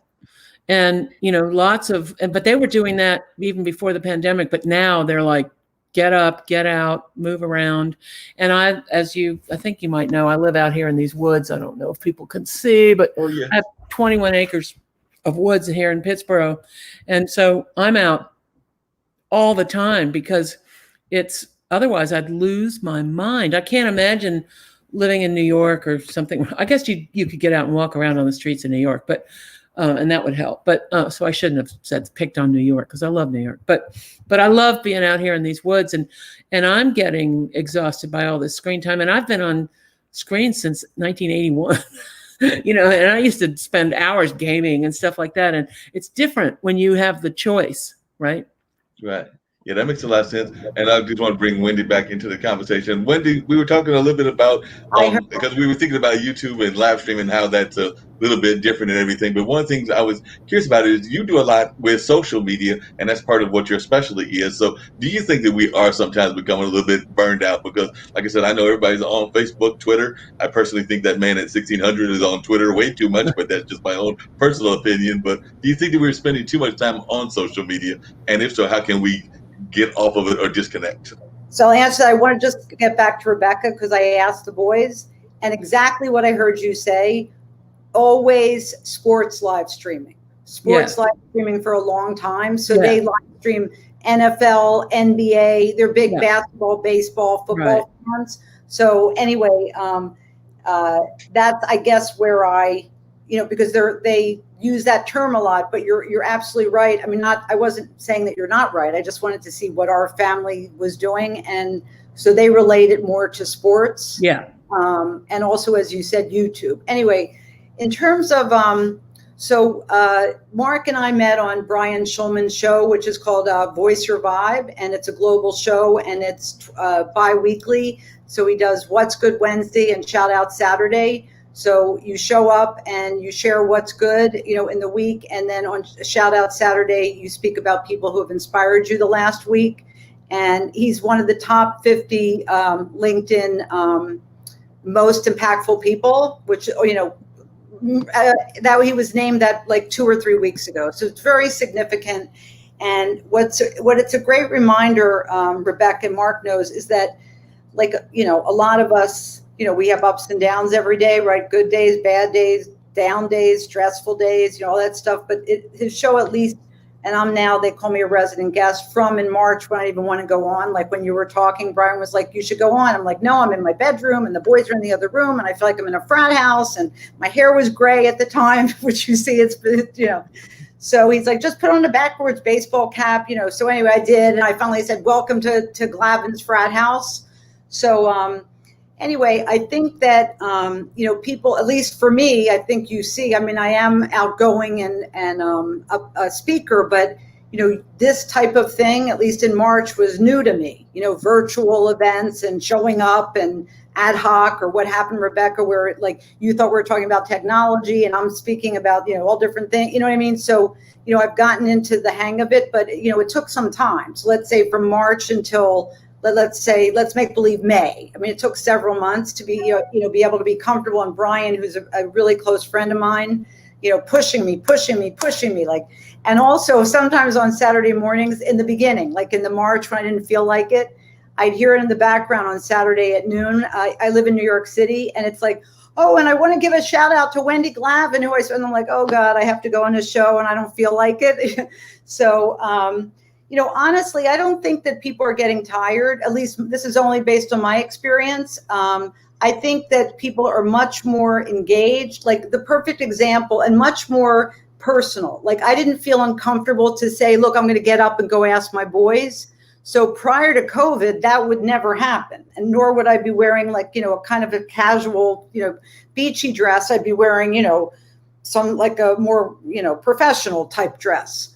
So I like the fact that we're able to be ourselves. And at least what I've done in terms of my writing, and I would say that the pandemic has changed me. So I have a graphics team. My website was redone, and kind of the core message is to decode your value.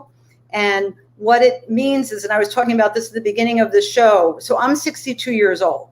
Over the years I've done marketing and PR. PR, I'd say it's, pretty solid for 30 years. And then only, let's say in the last, 12 years, social media, maybe in the last 5 years, digital media, something like that.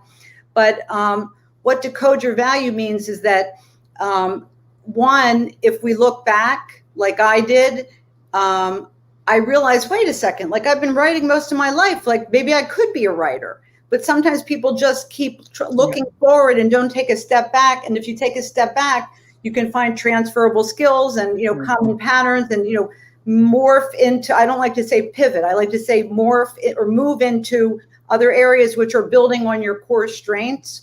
So I would not either. I also would not use the word reinvention. I'm saying for me or for my clients that I work with, it's, helping them to build whatever they want to be building, but it's based on their unique story, who they are. Another song, Rebecca, I was listening to in the car back home with my son Will was, you be you, I'll be me. I don't remember who sang that, but I don't know. you'll know though, because you're a music, music, a music enthusiast. But I think that now there's so many more.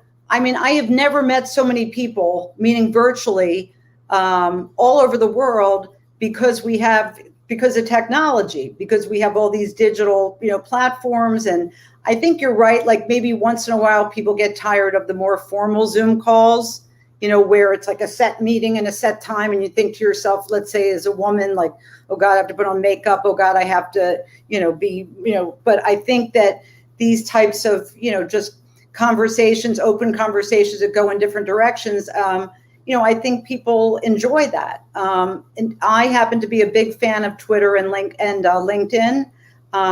What I would say as a marketing person is Twitter and LinkedIn are more for business to business. Yes. Whereas obviously, I'm just not to you, Rebecca or Mark, I'm speaking to the general. Yeah. So business to consumer would be more, Instagram and Facebook, not that businesses don't use Facebook. And then of course, younger people use Snapchat and, many more. But I think that, we're able to reach people in so many different ways. So, I just actually did a proposal, unfortunately on my vacation, but I did a proposal for, a potential client who I know. And, there's so many different, it's called omni-channel. So, in terms of campaigns now, it has to incorporate all these different things because that's kind of the quote unquote, it's a cliche, but, reach the right person at the right time in the right place, with the right message. Right. So I think I don't know, I feel that it's in a way, but again, because I'm more of an abstract person, it's easier for me to work in more of an abstract creative way as opposed to, let's say, like a linear way. Do you understand what I mean? Mm-hmm. So I think it really would depend on who you ask, but I think that, people have more freedom in terms of where they can work. My ex-husband, Rebecca, who I was just telling Mark, he works on Wall Street, but, he's out at the beach and working from out of the beach. They all have VPN networks. And, right. I think that it's starting to, and I don't believe that we'll ever go back, but it's like sort of more, I mean, let's put the pandemic aside for a second, because obviously that's, of course, like not normal. And that's the worst possible thing. It's just that if you took the pandemic away, even though the pandemic started all this, it's and allowing us to have a more balanced life. You know what I'm saying? In terms of we can spend more time with our kids. I'm only going to talk about the pros now. Obviously, we know the negative of like remote learning for some families, and they can't, daycare, blah blah blah. But I think that there's so many more, at least in the U.S. Let's make it specific to that. We we're able to be more personal. We're able to be more authentic if we feel comfortable. And I think that, I don't know, I mean, I can only speak from my own experience and what people tell me, but I think it's more on not talking about the politics, anything like that. I'm just saying, if we want to just talk day to day, I think it's kind of more fun and more, I don't know, more interesting because people are much more honest and open. So I don't know, I have not had the sense, but the other thing is, if you think about New York, that's why I was glad to get out for the last 3 or 4 days, because it's so like kind of hard driving here. And that's not the right word, driving, since I just said, but you know what I'm saying? It's very, whereas, when we went away, it was just very, really easy. Yeah. A little bit more relaxed than it. One thing I was going to ask really quickly to Rebecca, and she actually, Wendy brings up a point about that is, you, like you said earlier, I've got music friends. Of course, you're definitely one of my music friends, and there are a number of other musicians that are out there. And I'm hearing folks in the music community that are literally scared that we will not see live music until like maybe to the end of 2021. I know Broadway, where Wendy is already saying that there's going to be closed until the fall, I believe it is, the summer or the fall of next year. January So 2022. Oh, well, yeah, January.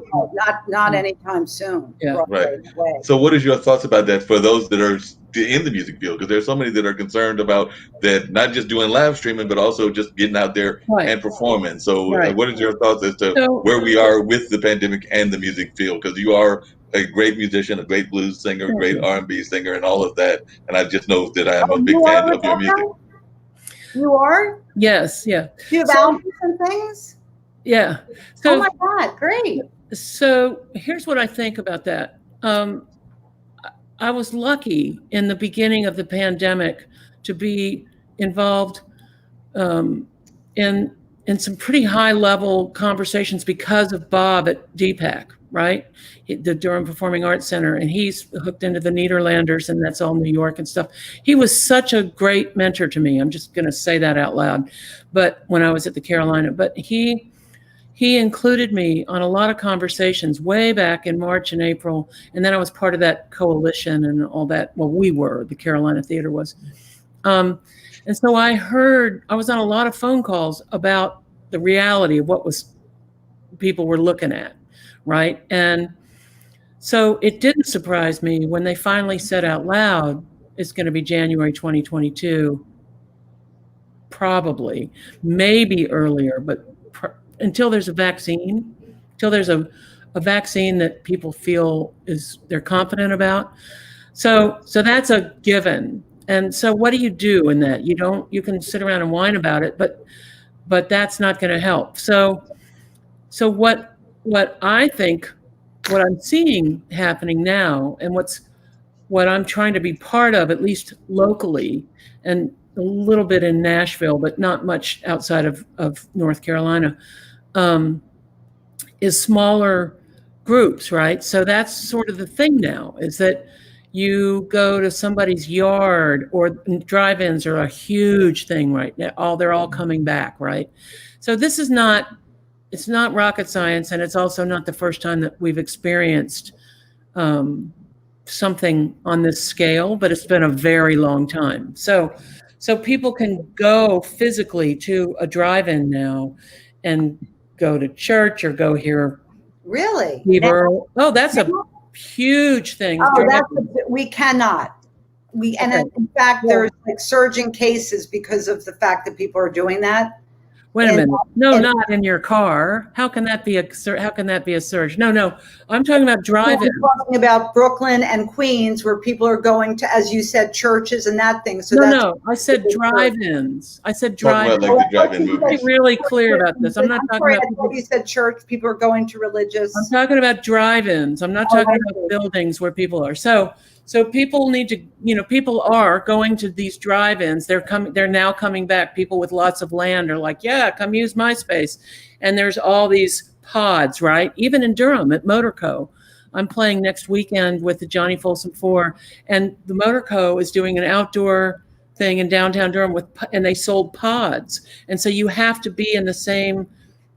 What's a pod? I'm about to explain. So you have to be in the same cell group. And so you can have 6 people at each table, and maybe 2 people are married, or maybe it's a family of 4, and then they have a cousin or somebody. So it's somebody within your cells, because that's what they've done, at least in North Carolina, and probably all over. It's not just. I don't know what you mean by cells. I'm sorry. Okay, I'll explain. So I'm sure we're not the only state that does this. I'm sure everybody does this, but I've never heard of it. Okay, well, I'm about to explain. No, I'm just saying in New York City that I don't think it exists, what you're talking about, because I've never heard of it. I've been here for. Well, let me explain it, and then maybe you can. Maybe it does exist. The thing is, I should know, and the fact that I don't means that it's not really that big. Okay, so maybe it's not New York, but let me finish what I'm talking about at least what I know in North Carolina. So there are cells, and so neighborhoods have people where they say, these 5 homes, we're going to all interact, because we know that we aren't going out to, Europe or California or wherever, and grandma's house every weekend, or whatever. And they have these pods or cells. They're called cells around here. And everybody stays within, and they're like, okay, so these 8 people and these 4 children always see each other all the time. So it's kind of like families or tribes or something like that. And so you can do the same thing in outdoor spaces. And that's why the governor, at least of North Carolina, has allowed, I think, 100 people in an X amount of space, physical space. And then, we have all these rules about you can go to a restaurant, but you have to be with, you can only sit with people that you're married to or in the same contagion group or whatever you want to call it. So that's what I'm talking about. And that's a natural human, that would be something that humans would just do naturally. Like you don't need to write a book about how to be in a cell, right? Because that's what people do. That's what we do. We form communities as humans. And so that's what musicians have in right now until this whole thing is over. And who knows? The next thing might come in 2 years. Who knows? So they can go and they can play outside and they can play to small groups. They can't, the days of 5,000 people in a stadium, they're over for a good long time. For 100 reasons, not just the pandemic. And so I think that's what musicians can do. The online space is very crowded. Everybody's like sardines trying to be musicians online, right? But I think having small cell groups within your neighborhoods or whatever you want to call it is the way to do it. And that's what we've been doing here for about 4 or 5 months. And they sell out in 10 minutes. People are like, I want to go, right? So that's my advice about what musicians should do for now or can do. Yeah. Yeah, so I guess, unfortunately, we're not in that situation here. We have a lot of, as I said, the different neighborhoods where I guess I can't really, I only was in Wilmington, North Carolina, which is to visit my son, which is certainly not where you're speaking about. He just moved to North Carolina a year ago. So I don't have a really good sense. I can just say that, here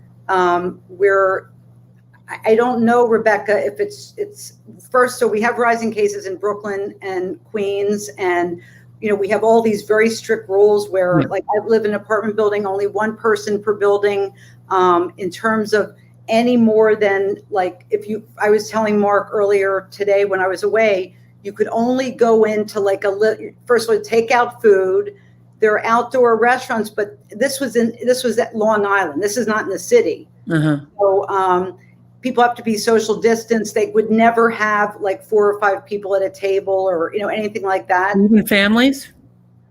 No, I would say that, for example, it's only me and my 2 boys that are home right now because of the pandemic.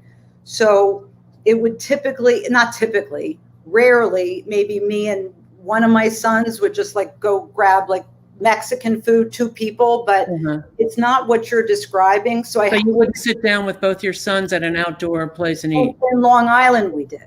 Okay, well, that's what I'm talking about. No, but I'm talking about where I'm living. And since Mark was saying what's our own experiences, so I'm just saying my experiences. And in New York City, it's tough. So sure, yeah. At the beginning of the conversation, I was telling Mark that I feel I was so glad to have a couple days away because I feel like we're in a box. And none of us felt that way, meaning in our apartment buildings. And currently, it's like not, it's very claustrophobic. Yeah. So we don't have that. And before you came on the show, I was telling Mark how I love being around like trees and grass and being able to drive, and that's just not our experience. So, yeah, of course. Yeah, if you're living in New York. That's not but gonna the thing is, and this I want to know because my son lives there. Are there rising? They say here that in the news that there's rising cases in North Carolina. Is that true? There's rising cases in the whole country. Yeah, yeah. So well, that's a whole different discussion. But yeah, no, I'm just asking in parts. Like we don't have it in New York City yet. It's in Queens and Brooklyn, but not in rising. So I'm just asking because I'm curious. Like, are there rising cases in Durham? Or are there rising cases in Chapel Hill? I haven't really been looking at county by county, so I don't know. Oh, okay. Yeah, I'm not sure either. Rebecca, you did mention something else that I was curious about. You don't think that there's going to be live music in the sense that we used to go to the concerts at, like, say, the DPAC or the Coliseums, like the big Coliseums. You don't think that we're going to have that for a number of years, probably 10 or Oh, 15 years?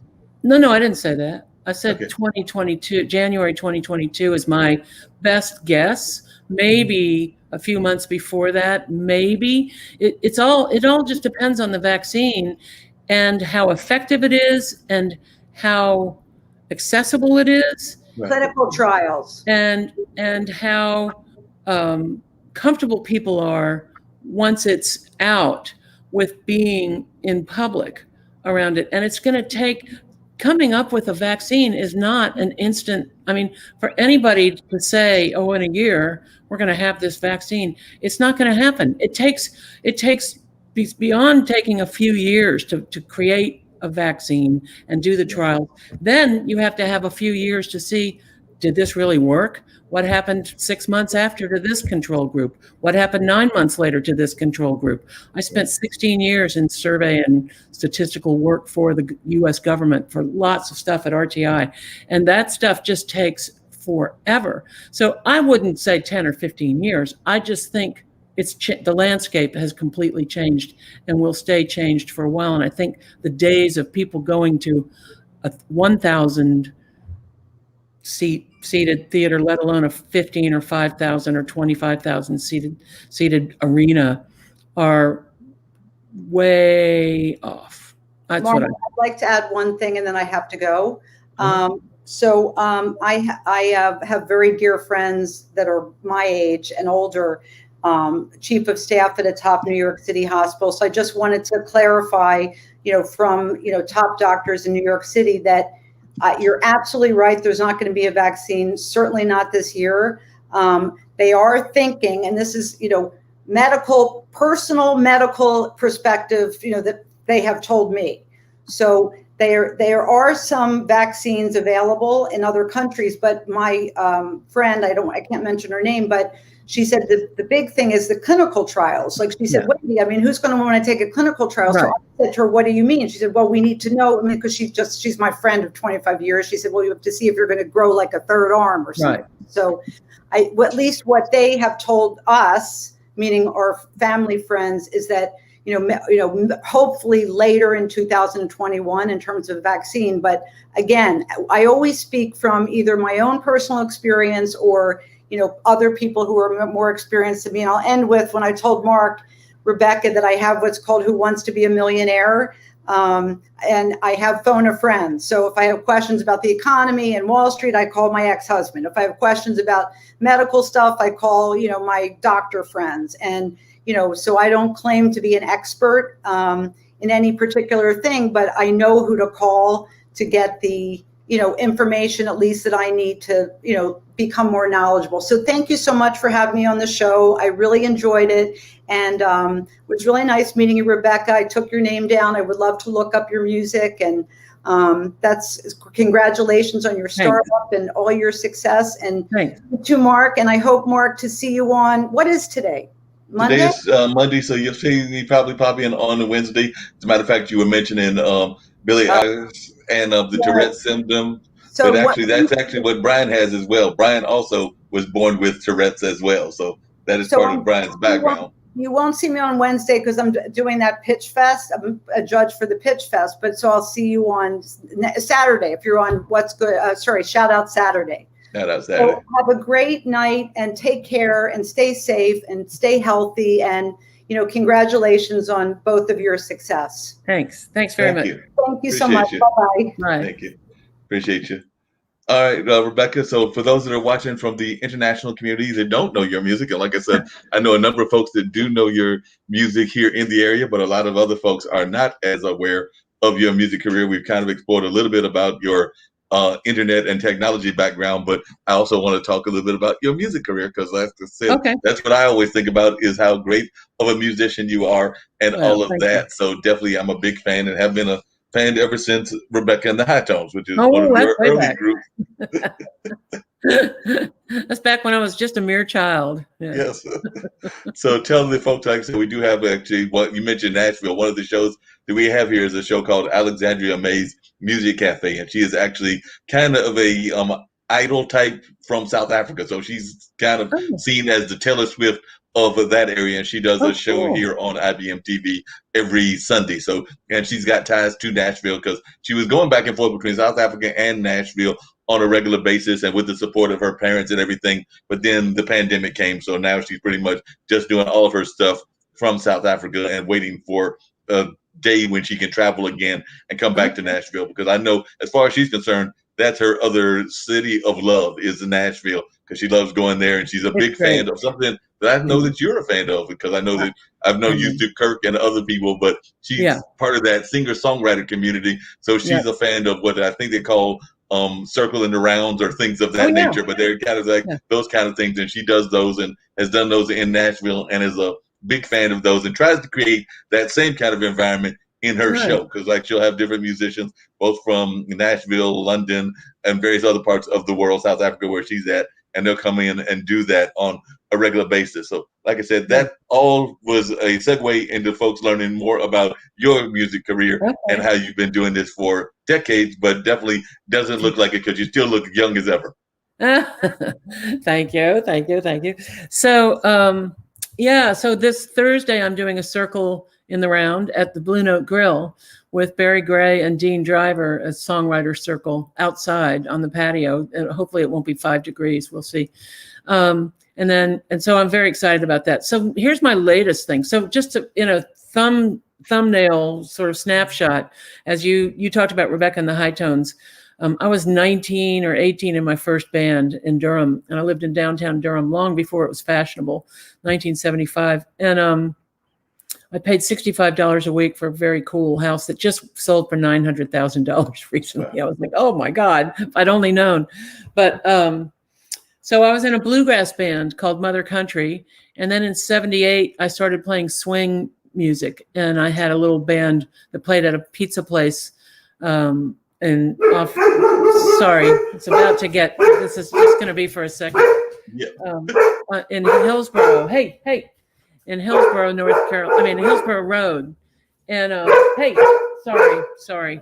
Hold on. Let me go let him out because he's not going to stop. Let the pup out.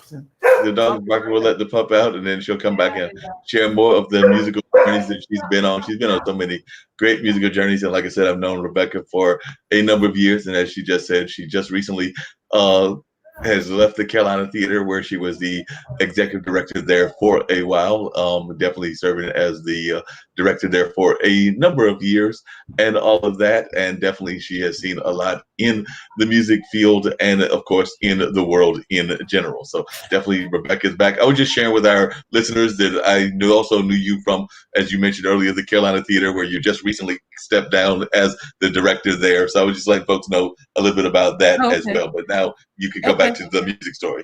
Okay, so then I was in this band called Mother Country, and then in 78 I started a swing band, and then in about 80 or 81, a guy named Keith Guile and I was the executive director at St. Joseph's, which is now called the Hayti Heritage Center, and it was called St. Joseph's Performing Arts Center back then, and so we started a band called Rebecca and the High Tones. It had different names, but it ended up as Rebecca and the High Tones.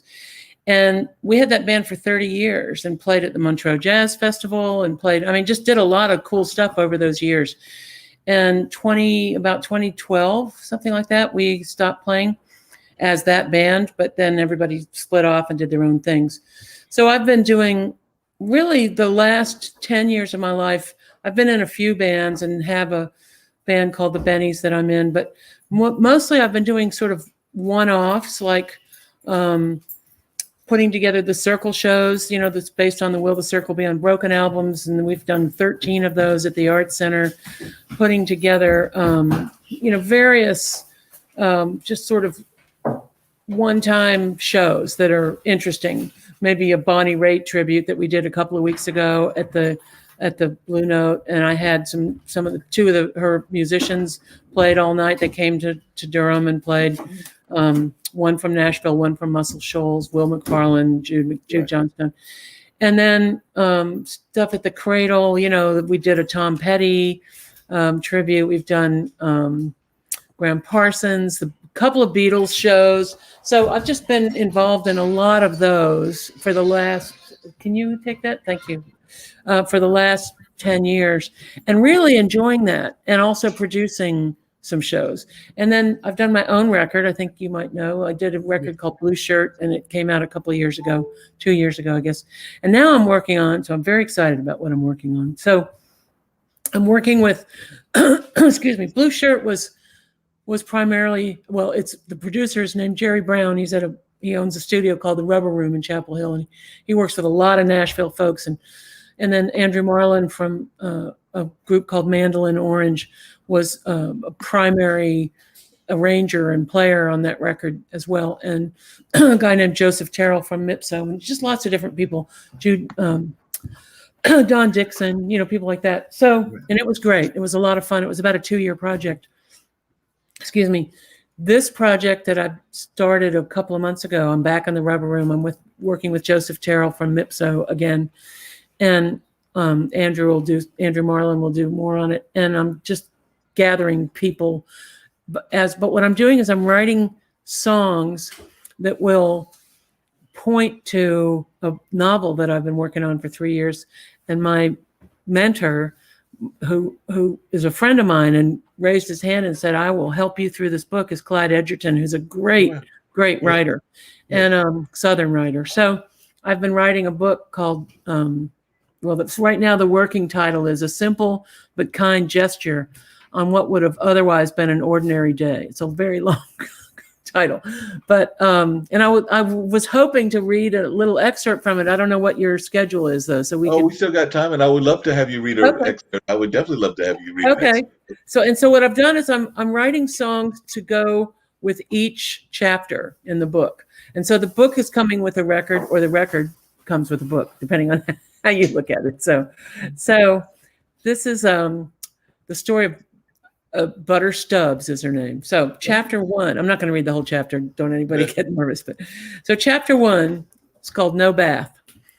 Butter Stubbs hadn't had a bath in more days than she had fingers and toes. She was the forgotten child, the youngest of 9. There were steps and halves and blood siblings and such. Butter's mama had 3 husbands, the last of whom she never bothered to formally marry, though, according to the state, they were married by common law. That's my common law daddy, Butter would point out, as if he were some sort of bad wall art. She would be 15 years old before she understood the importance of art in the world. Butter was named so at birth. She was born Buttercup Virginia Stubbs, due to her having developed the jaundice only 2 days after her birth. Her middle name, Virginia, referenced her having been born on the Virginia side of her birth town, Bristol, which straddled Tennessee and Virginia. In those days, it was considered proper to be born in Virginia, so Butter's mama made sure she gave birth on the Virginia side of town. Butter's mama cared quite a bit about most everything being proper. Well, most everything except her marriages. Okay, so then I'm going to go way forward. Okay. And I'm going to read you when Butter's a little bit older. So there's a lot more happening. And then Butter is now a young adult, and I think she's a young adult. I haven't finished, so we'll see. This is called Chapter 3, Letters to John Boy. A letter from Butter to her friend John Boy, really Lucius, with whom she exchanges letters several times a week but never sees in person. Dear John Boy, in Chatham County on a Friday night in March, I sit on the deck with my man friend. I don't know what to call him, really, so I call him my man friend. He wants me around. He likes how I am, my brain, my perspective, and patience. He likes my kindness, but mostly he likes my company because he prefers to be alone, and I don't mind being alone with him most nights. I've noticed in the last year that I'm getting tired of humans, except a choice few. This is curious because I've spent my entire life surrounding myself with people day and night. Why am I exhausted with people now? What'd they ever do to deserve me thinking they're pretty much tedious and boring and a little bit annoying? I rub his head like a cat's, and he purrs. And after a few hours of this, I take my leave and head back to my sanctuary and think about what I'll do tomorrow. How will I spend my time? Who wants a bit of butter tomorrow? Then I write an admittedly half-assed poem that goes like this. I'm in Chatham County on the River Road. I don't know my frogs and I don't know my toads. There's a croaky old chorus surrounding the pond like the sound of old haints when they're carrying on. I'm rubbing your temples, your head in my lap. You're talking and talking while I make a map in my head of our journey since June or July. I prefer to listen while fixed on the sky. Pine needles pall your deck from 75. You speak of your woods and how they're alive. More important than chimes and pings on my phone, I cherish our time when we're all alone. You don't mind the silence when I'm nothing to say. You do like me there at the end of each day. I get in my car and drive 6 miles east, headed straight to my past, that intimate beast.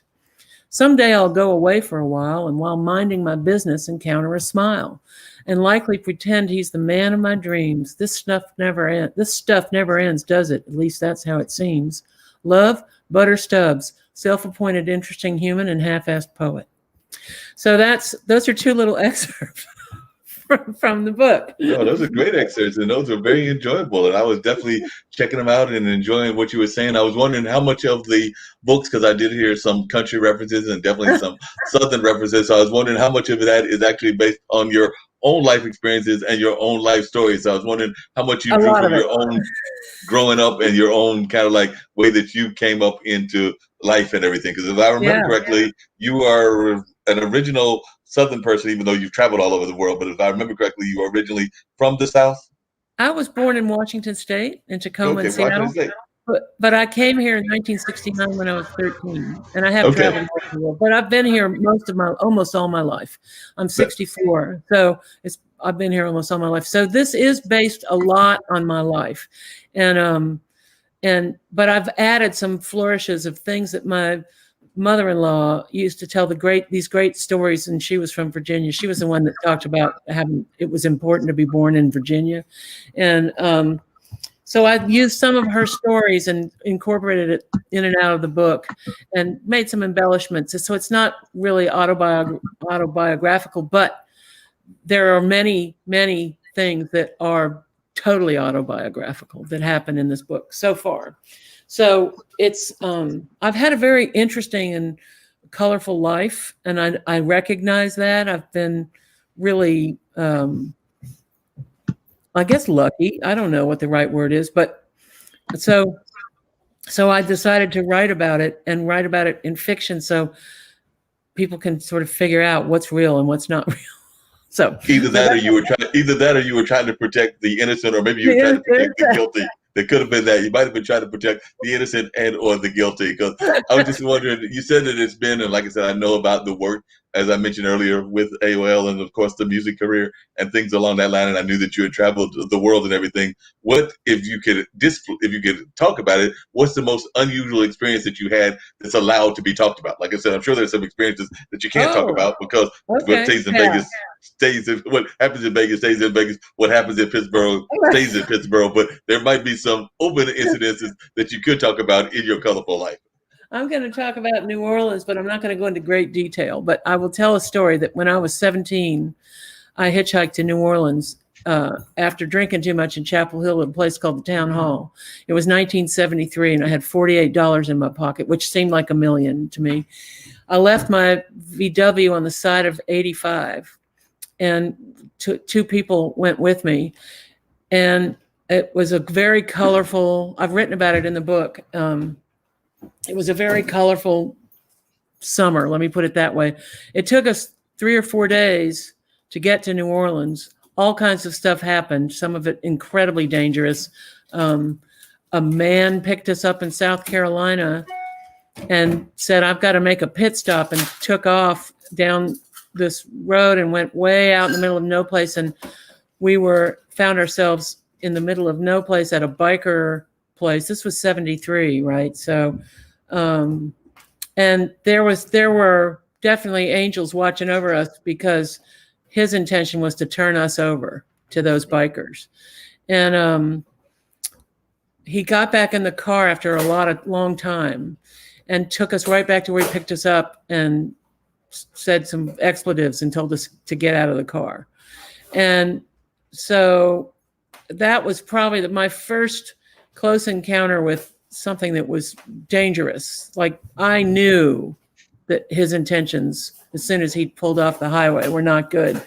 So, so that was like one of a gazillion things that happened. But I spent the summer living sort of in a car. It was nuts. I mean, I was 17. It was 1973, and I spent most of my money before I even got there. It was ridiculous. And I was living in somebody's VW for a long time. And then I can't even really talk about some of it because it's not radio friendly, but it's in the book. But it was a weird summer. And when I came back, I was glad to come back. My family, my mother and my father were all like, "What are you doing? And you're misbehaving, and we're not going to help you." And I was 17, right? And my grandmother finally sent me, I think she sent me $25 by Western Union, which was how you used to be able to send money. So it took 2 days, right? So I got the money and went and got on the first bus out of New Orleans because I really ended up, that place is dark. There's a whole dark side. I mean, we all think of New Orleans as like happy in the streets and Mardi Gras, but I ended up in not the happy part, but in the dark side, just because I was young and had no place to live. So anyway, I got on the first bus to any place as soon as I got that money in my hand, and it took me to Mobile, Alabama. Wow. I just went to Mobile, and I had nothing. I didn't even have my license. I just had nothing, right? So I finally got back to Durham and moved in with some friends of mine who took really good care of me because I'd had a long summer. But that was the scariest, weirdest, scariest time. And in 73, people were still hitchhiking all over the country, right? It wasn't that big a deal. It was maybe getting towards the end of the era of being able to do that safely. And so I never did anything like that again. And I haven't been to New Orleans since. And you have to read the book, I guess, to find out what happened in New Orleans. But it wasn't pretty. Let me just put it that way. And it involved the mafia. Now they're not. If they're around, I don't know. But it wasn't pretty. I just didn't have any idea what I was doing. I was just dumb and 17 and thought I knew everything. So that was probably more than you bargained for. You actually brought up some things that I had just thought about because I remember a friend of mine. It might have been the 80s that we stopped doing hitchhiking because I remember when I was at Marquette, which would have been 80 to 84, one of the guys that was on the newspaper with me, he hitchhiked from Milwaukee to Alaska because he wanted to work on the Alaska pipeline. So he hitchhiked to work on the pipeline. I can't remember if he hitchhiked back or not. I'd have to check with some of my fellow classmates, but I do remember that he literally hitchhiked from Milwaukee or the Wisconsin area all the way to Alaska so that he could work on the pipeline that particular summer. And I want to say that was either the summer of 82 or the summer of 83, but definitely that was during that time that you're talking about that it was more allowed to do that. Yes. One of the things that I know that is a concern of one of our founders, and she was actually on earlier making some comments and everything, that being Kim Calhoun, but she is actually involved in something that you have been involved in and that you alluded to. And I do want to come back to the music, but I did want you to just talk about this really briefly and everything. But she has been involved in the whole thing of trying to fight against human trafficking and abuse and things of that nature. And I know that that's part of what your work is as well. So definitely, I just wanted to know if you could share with our audience as to how important an issue that is and how worldwide an issue that is, because I do know that that's an issue of concern to hers and a passion of hers. Okay. I wonder if she's related to so I just bought this house from the Calhouns in Pittsburgh. They built it in 67. I think she's related to this family. I live on Karen Calhoun Road. So I've heard her name and people said, "Oh, do you know Kim?" So that must be the same Kim Calhoun. But anyway, so what people don't know, so I work with this group sort of peripherally called Thorn, and it was started by Ashton Kutcher, and it's about trafficking, and it's a nonprofit, and they're out of now they're out of California, but they're out of everywhere, right? And I also work with several other what the Brits call NGOs, non-government organizations. We call them nonprofits, I guess, and I don't run into that in my work, but I know about it and work on software that detects that kind of thing, right? Because when people think of human trafficking, they usually think of children, and they think of sexual human trafficking, and that's real. I'm not going to take away from that, but there's all kinds of human trafficking, as you know, and it's rampant, and especially with wealthy people. And I mean, look at the Jeffrey Epstein stuff, right? I mean, people don't think of that as trafficking, and I've seen lots of Facebook arguments from people that like, what were those girls doing working for him at 14, and where were their parents, and blaming the teenagers, you know, who really teenagers are the most vulnerable group in, well, the elderly and teenagers. Obviously young children are vulnerable, but they normally have guardians or parents who look after them, and they don't go looking for a way to leave their homes at 7 or 8. Teenagers who were neglected for whatever reason, and they can come from all kinds of backgrounds, as we learned with the Epstein situation, right, are particularly vulnerable because they have this sort of starry pie in the sky eyes about with somebody like Jeffrey Epstein, who's filthy rich and says, I'm going to make you a model, or I'm going to put you on television, or whatever it is, the promises, right? I'm going to, you know, and just come to my island and meet all these famous people. And then I don't know if anybody's watched that series, but, you know, they become slaves. Human slaves is what happens. And then there's the shame of, I can't go home because look what's happened. I didn't know this was what was up. Or they don't have any money and they can't leave an island, right?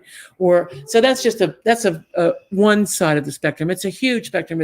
It's bringing people from Latino countries or Latinx countries in to do farming, or promising, you know, people from Romania, you know, yeah, let me have your kids and we'll adopt them into a great family, and then they use them for trafficking. So it's just a giant spectrum of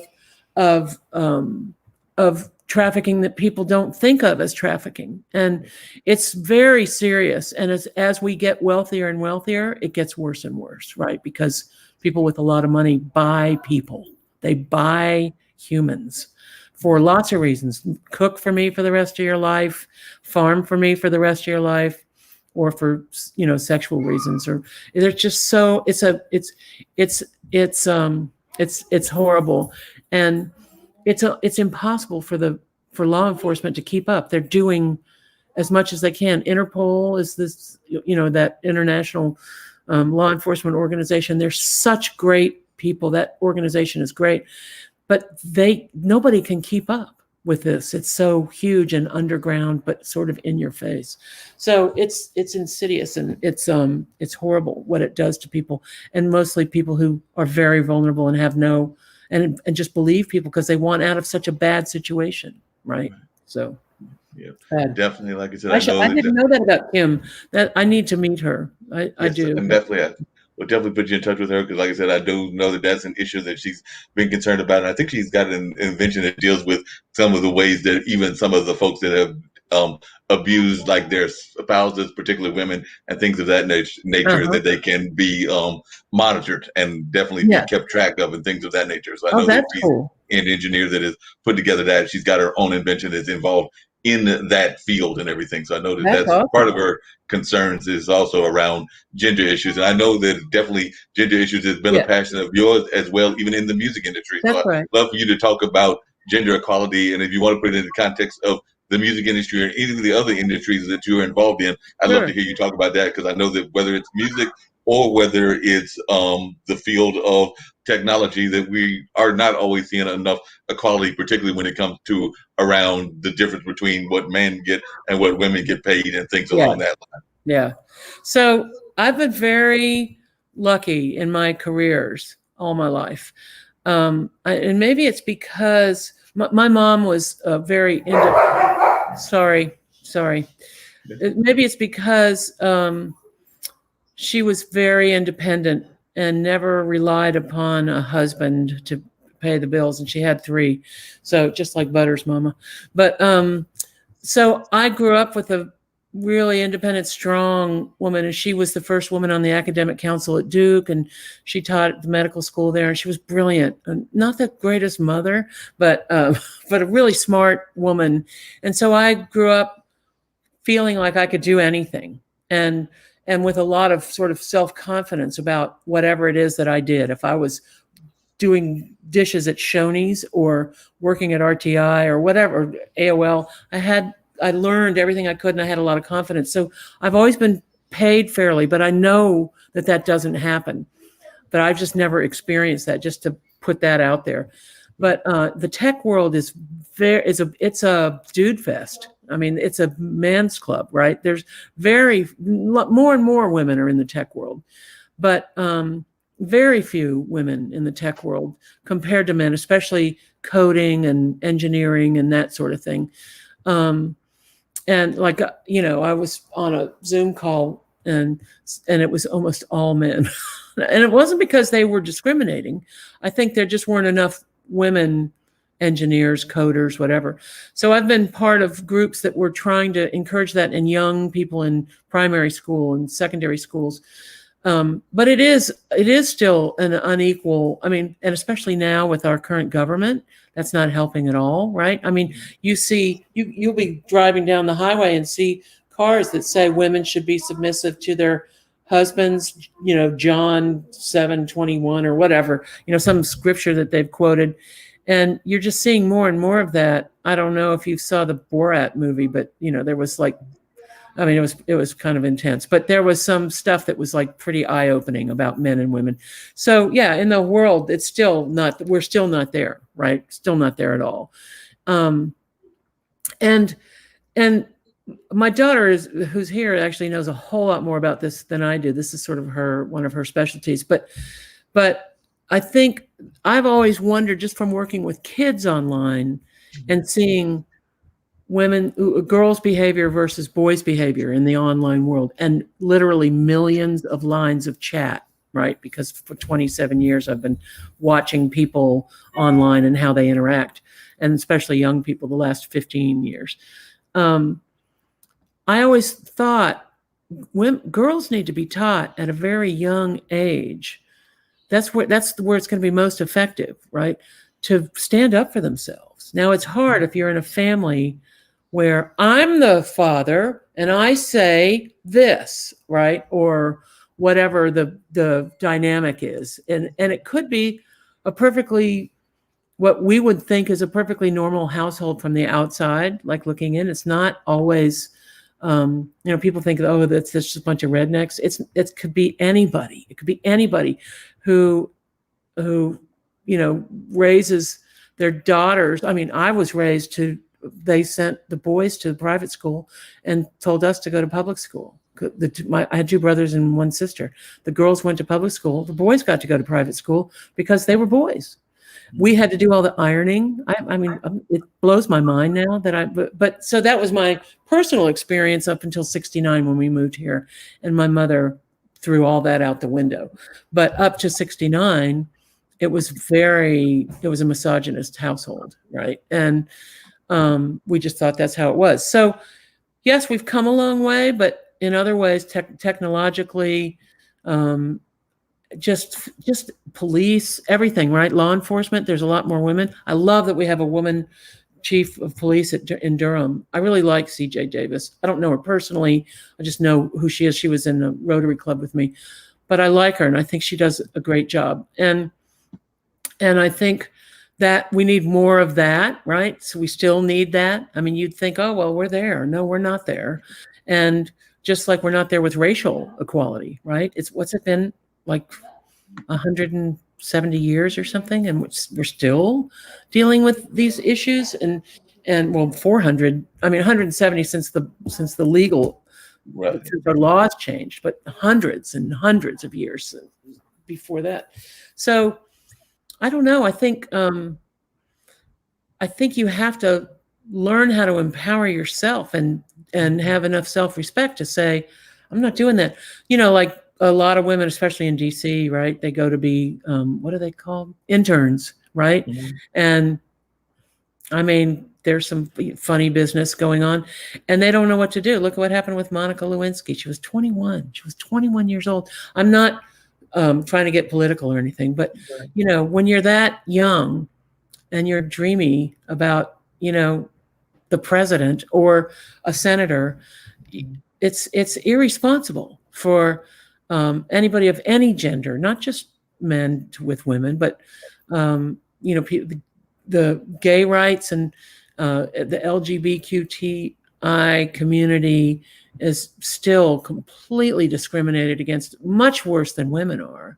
I mean, I think, and I don't know because I'm not in that community, but I know from what I see and read, and from my family's business. My family owns the largest mental health cooperative in the state of North Carolina, so I know that that's still an issue in jails. You know, the way LGBTQI people are treated and trans people are really poorly treated, and the same with the working world. It's odd to us to see a trans person working in a bank, right?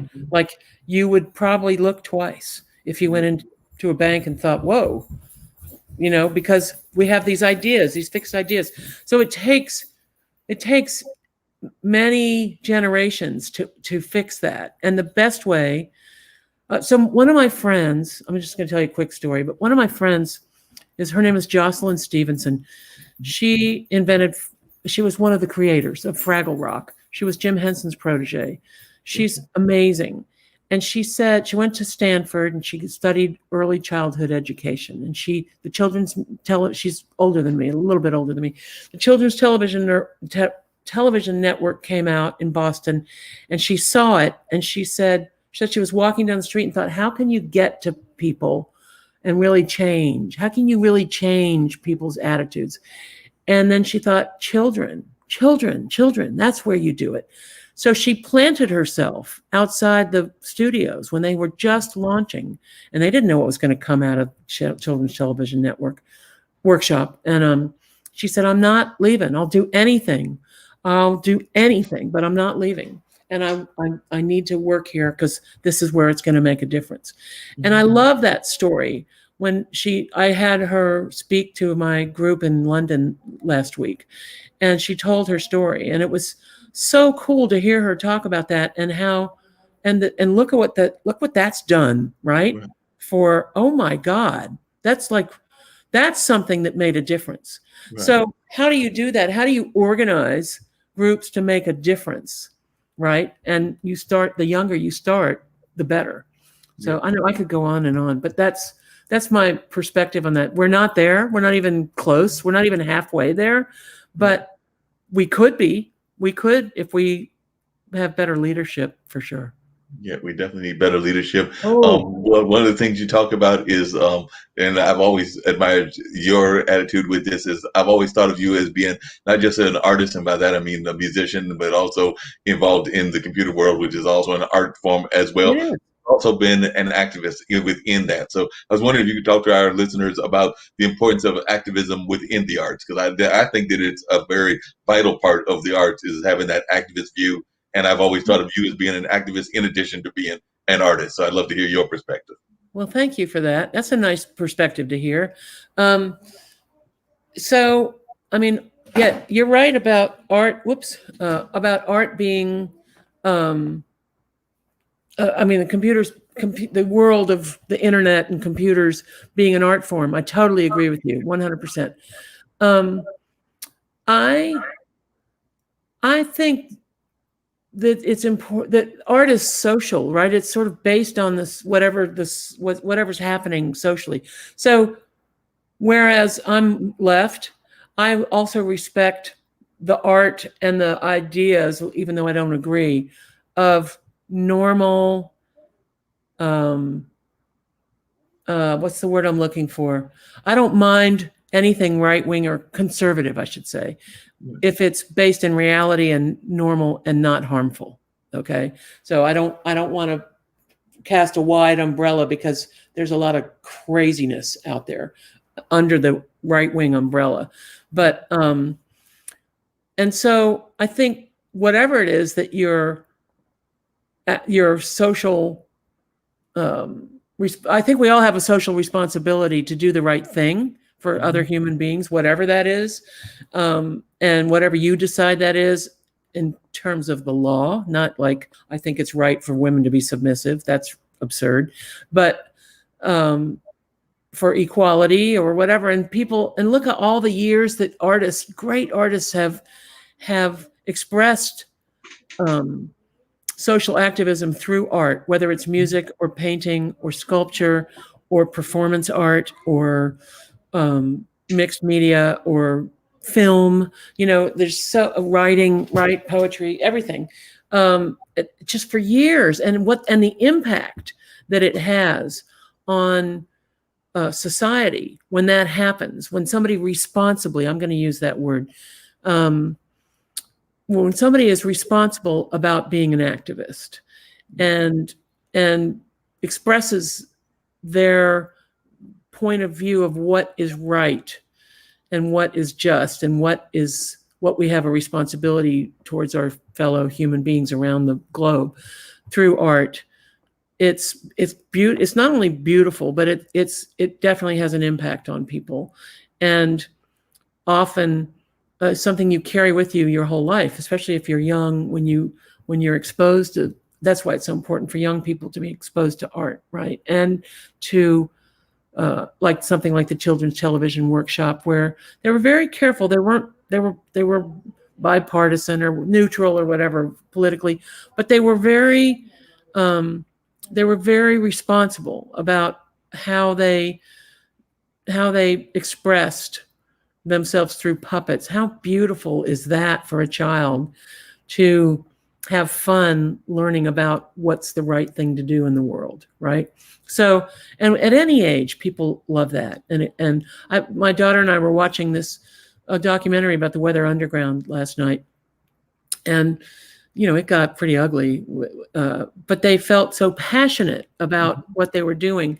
I don't agree with blowing people up. I don't agree with blowing things up or destruction. I just don't.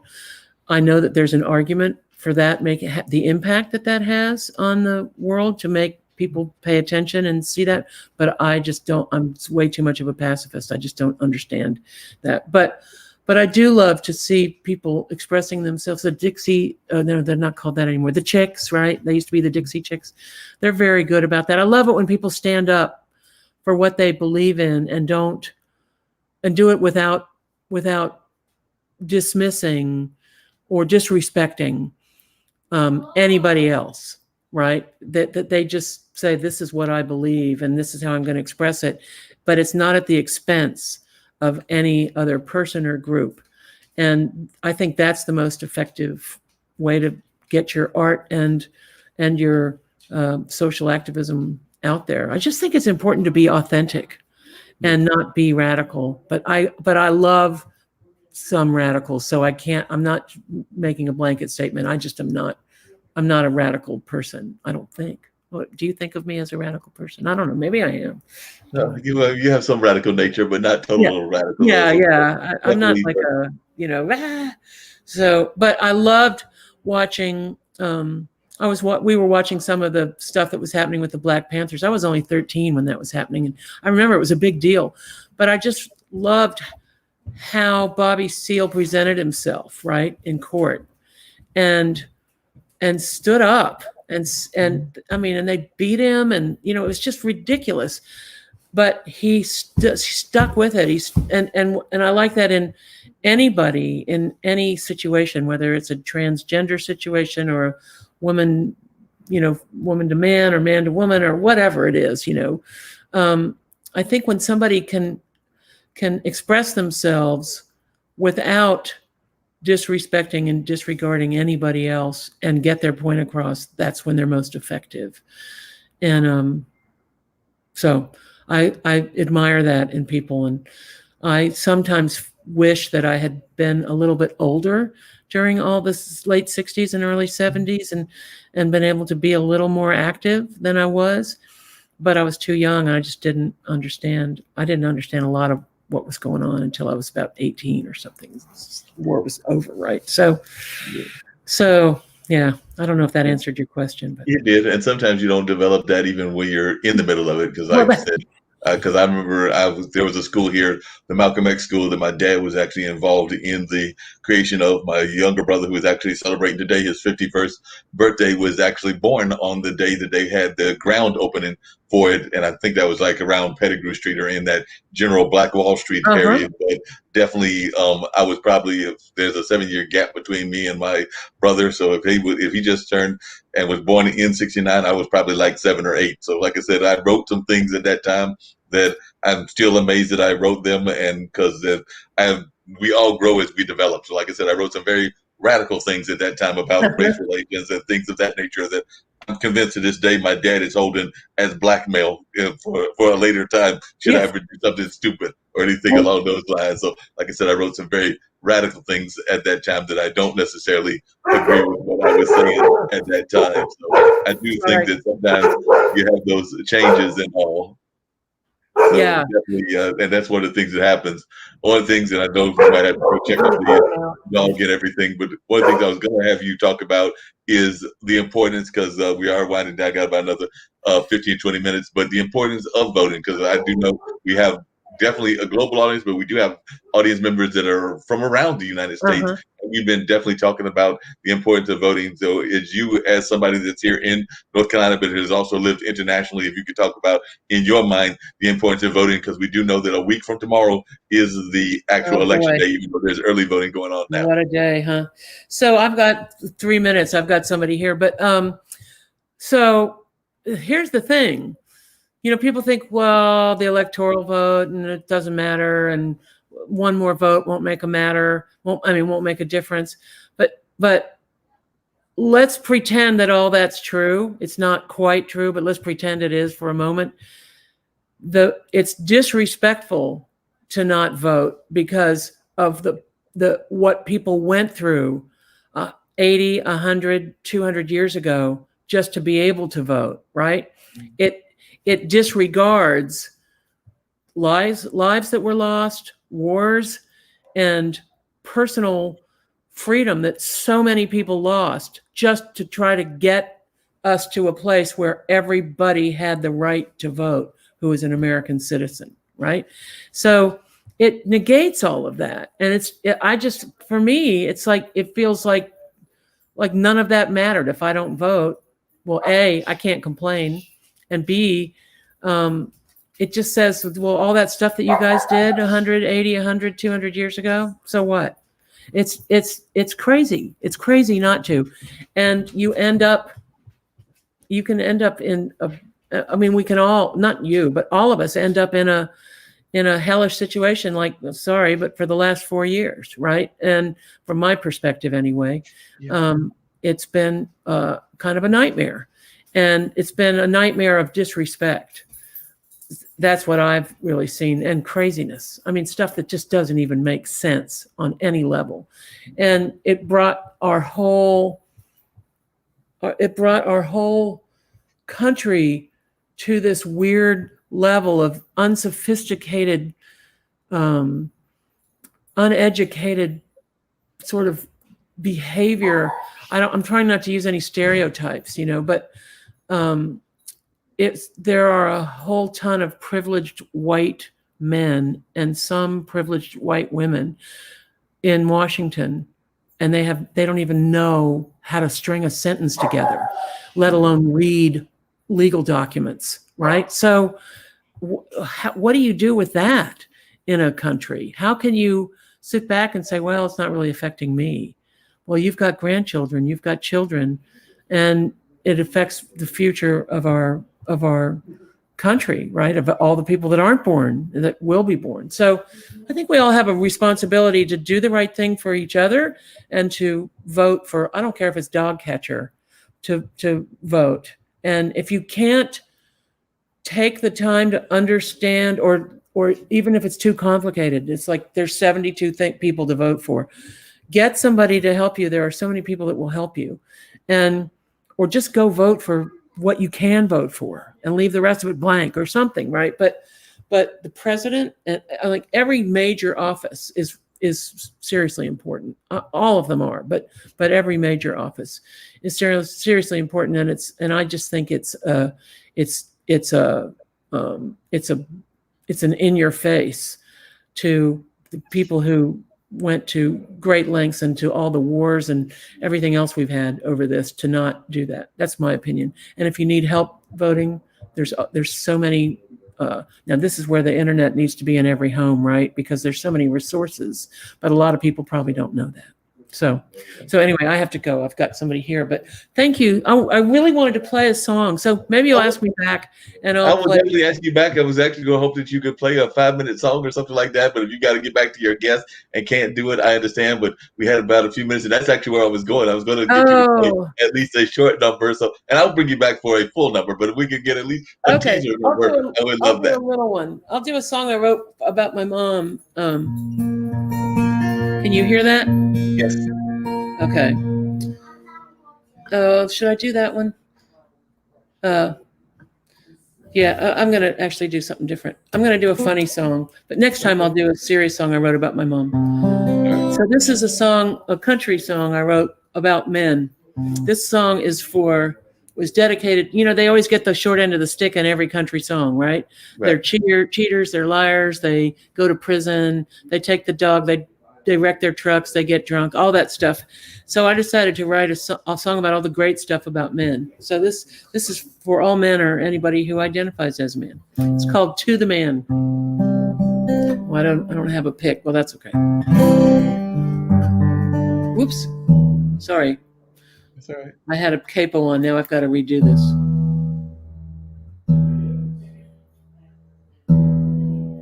I have the treat of having Rebecca give us a song. Okay. I just love a man. I love to watch him fly and notice where he lands and never wonders why. He's sometimes far away. He does the best he can. I just love a man.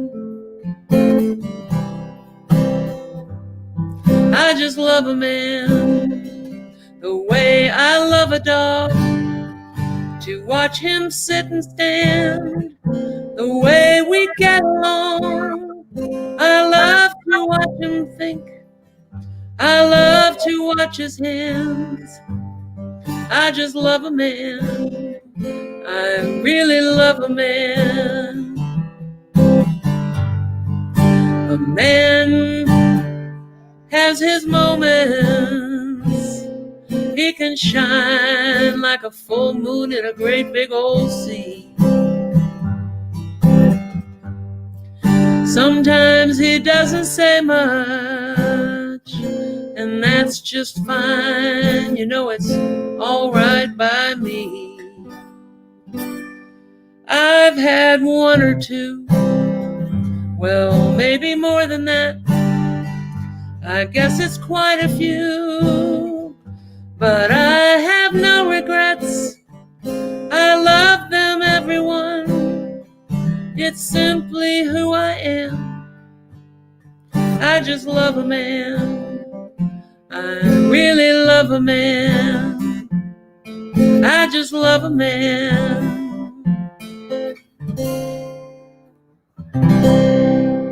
You're welcome, men everywhere. Yeah, what a great song. I love that song. And definitely, I think folks got a full view of the whole fireplace and everything because I gave them the full screen and everything. So I saw that. Thank you. During the full performance and everything. So they definitely enjoyed everything that you did. And like I said, I know you got to get to your company, but what word of advice would you give to folks that want to get into the field of music, computers, or whatever else? And we'll just end on that note. And any words of positivity that you want to share as well, because I try to get folks to share a sense of positivity. You've definitely given folks a lot to think about as they listen to this. And of course, they can go back and watch the reruns on this network as well as YouTube, Facebook, Twitter, and Twitch. Okay. I think you have to love whatever it is you do. And if you find what it is that you love and makes you happy and do that, I know it's as trite as anything anybody's ever heard, but I'm 64, so I can say this as an older woman. You have to love whatever you do, and then you just do it. And you don't worry about having 2 cars in the garage and, this or that. You just do what you want to do. And then the other piece of advice I'm going to give everybody is, anybody who's listening anyway, it's this is the simplest thing, but it's the absolute truth. You just pick up the phone or now email anybody you admire that does what it is that you love to do and write them. It's that simple. Especially artists. They will always help up and coming young artists. And if they don't answer, keep trying or find the next person and just keep writing or phoning or whatever, and find your way to that person and just say, I want to learn everything I can from you. You're my hero, or whatever it is that they are. And that's how I've gotten everything done in my whole life, all my careers. I've had a lot of them, is just by loving what I did and saying, who's the best person to go talk to about this thing, and going to that person. So those are my 2 pieces of advice. No, and some great advice that you gave. Definitely some great words of encouragement, and I agree with you. And particularly in this age that we're living in this new age with COVID and everything else, I'm finding that a number of even celebrities and other types are even being more open to having conversations. Because I know I've even reached out to folks for this platform as well as my other podcasts, and folks that I might not have gotten an answer from in the past because they were in that very busy standpoint. When I've written them, they've been like, yeah, I'm not doing anything else. Let's jump on and have a conversation. So it's made people more open to being available, because of a lot of folks are in their houses, including some that are well off and known to be famous and all. So I have noticed that it's opened up the society as well. So I think we've opened up the society more than we were expecting with all that's going on with COVID and everything. And anybody has a question for me can reach me at rebecca@rebeccanewton.com. I answer my email. So, okay. Well, thank you so much, Mark. And I hope you have me back, and I'll do more music this next time. I would definitely have you back on, and we would definitely have you do more music. We'll have to set that up maybe for November or December, but I would definitely love to have you back on and definitely have you perform some more music. I'm actually also going to put you in touch with Alexandria May, because like I said, I know she does that singer round and that songwriters round. So we might even have you on that as well, because I know she usually books about 3 or 4 people, and at the end they do that circle in the round kind of environment. So I would definitely put you in touch with her as well. So I'm sure we will get some other shows going on here, and that you're able to do your circling around. But I do want to have you back on my show performing some more music and all. So definitely look forward to having that conversation. So I'm going to have Rebecca get on out of here and everything. We're going to air some spots. As a matter of fact, I'm going to put on one of the spots for American politics. We're going to have a political discussion on later on this evening that goes on a regular basis. But then part of that discussion will be with the Lawyers' Den, because they've been talking about the Supreme Court case and a number of other things. So they've been doing it almost daily on the network. So, but the person with the Lawyers' Den, Bill Tresvant, also is the host of American Politics. So here's a little bit about American politics. Bye, everybody.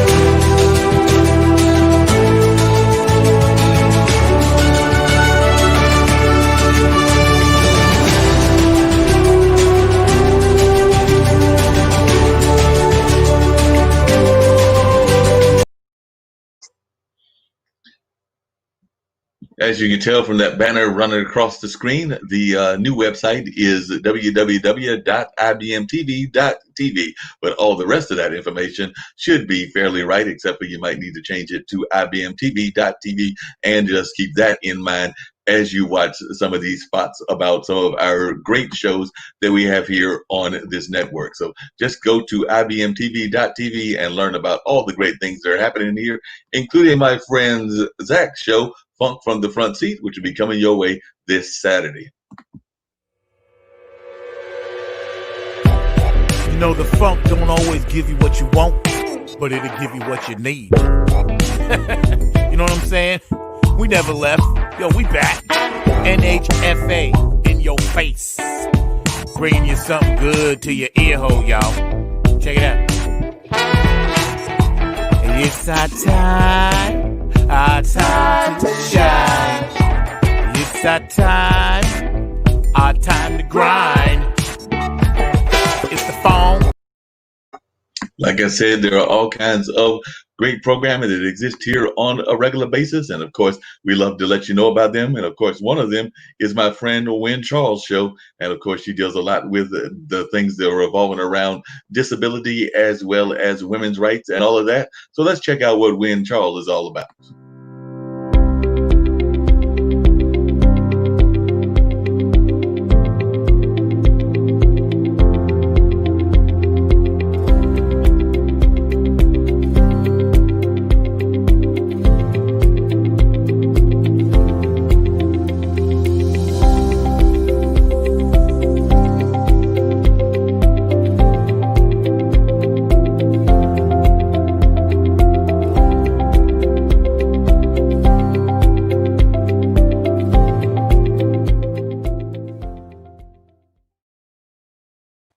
And there's all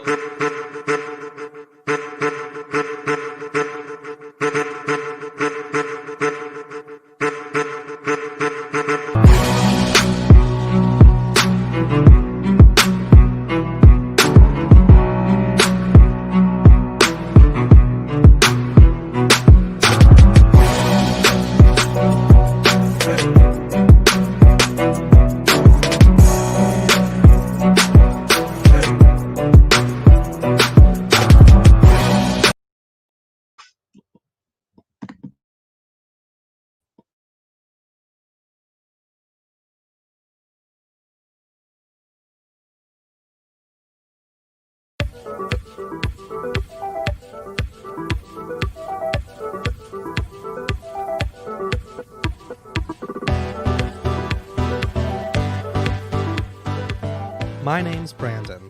I'm a world traveler, foodie, and YouTuber. Together, you and I will find the best travel hacks, tips, and best places to explore. Join me as we find new adventures together, live only on IBM.TV.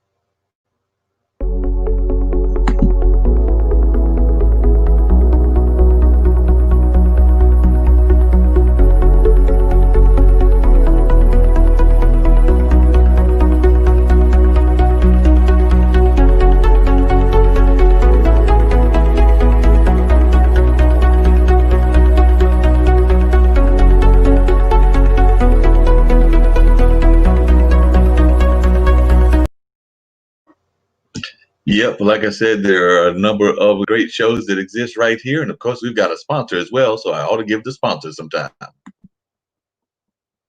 Hi, my name is Lynn Shepard. Our family owns an online dollar store family.dollarstore.com.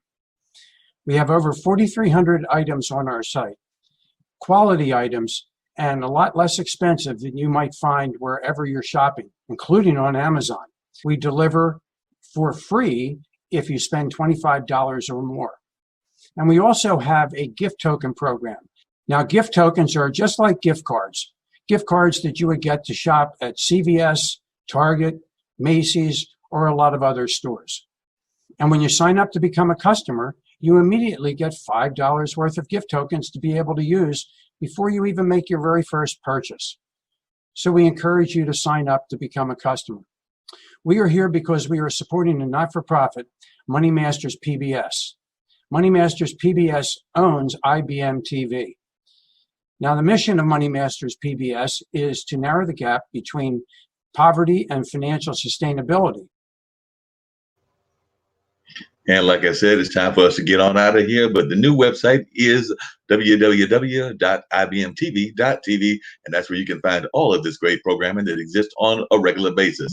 But right now, we're going to have the ambassador do her thing about ways that we ought to be fighting the pandemic and the virus and all of that. So the ambassador is getting ready to give us some great words of encouragement and things that we ought to be doing on a regular basis. And then we're going to get this airplane on out of here. We'll be back on Wednesday. Of course, we might be appearing on some of the other shows as well, but you know, the next show that you're guaranteed to get me at is the Wednesday online dinner party.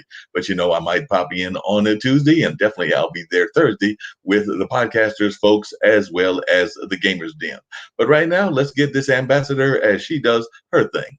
Coronavirus से कैसे बचेंगे? Hand होकर और ऐसे अपने खांसी जब आएगी तो ऐसे करेंगे अच्छू अच्छू और कोरोना वायरस को धन्यवाद हमारा म्यूजिक सुनने का।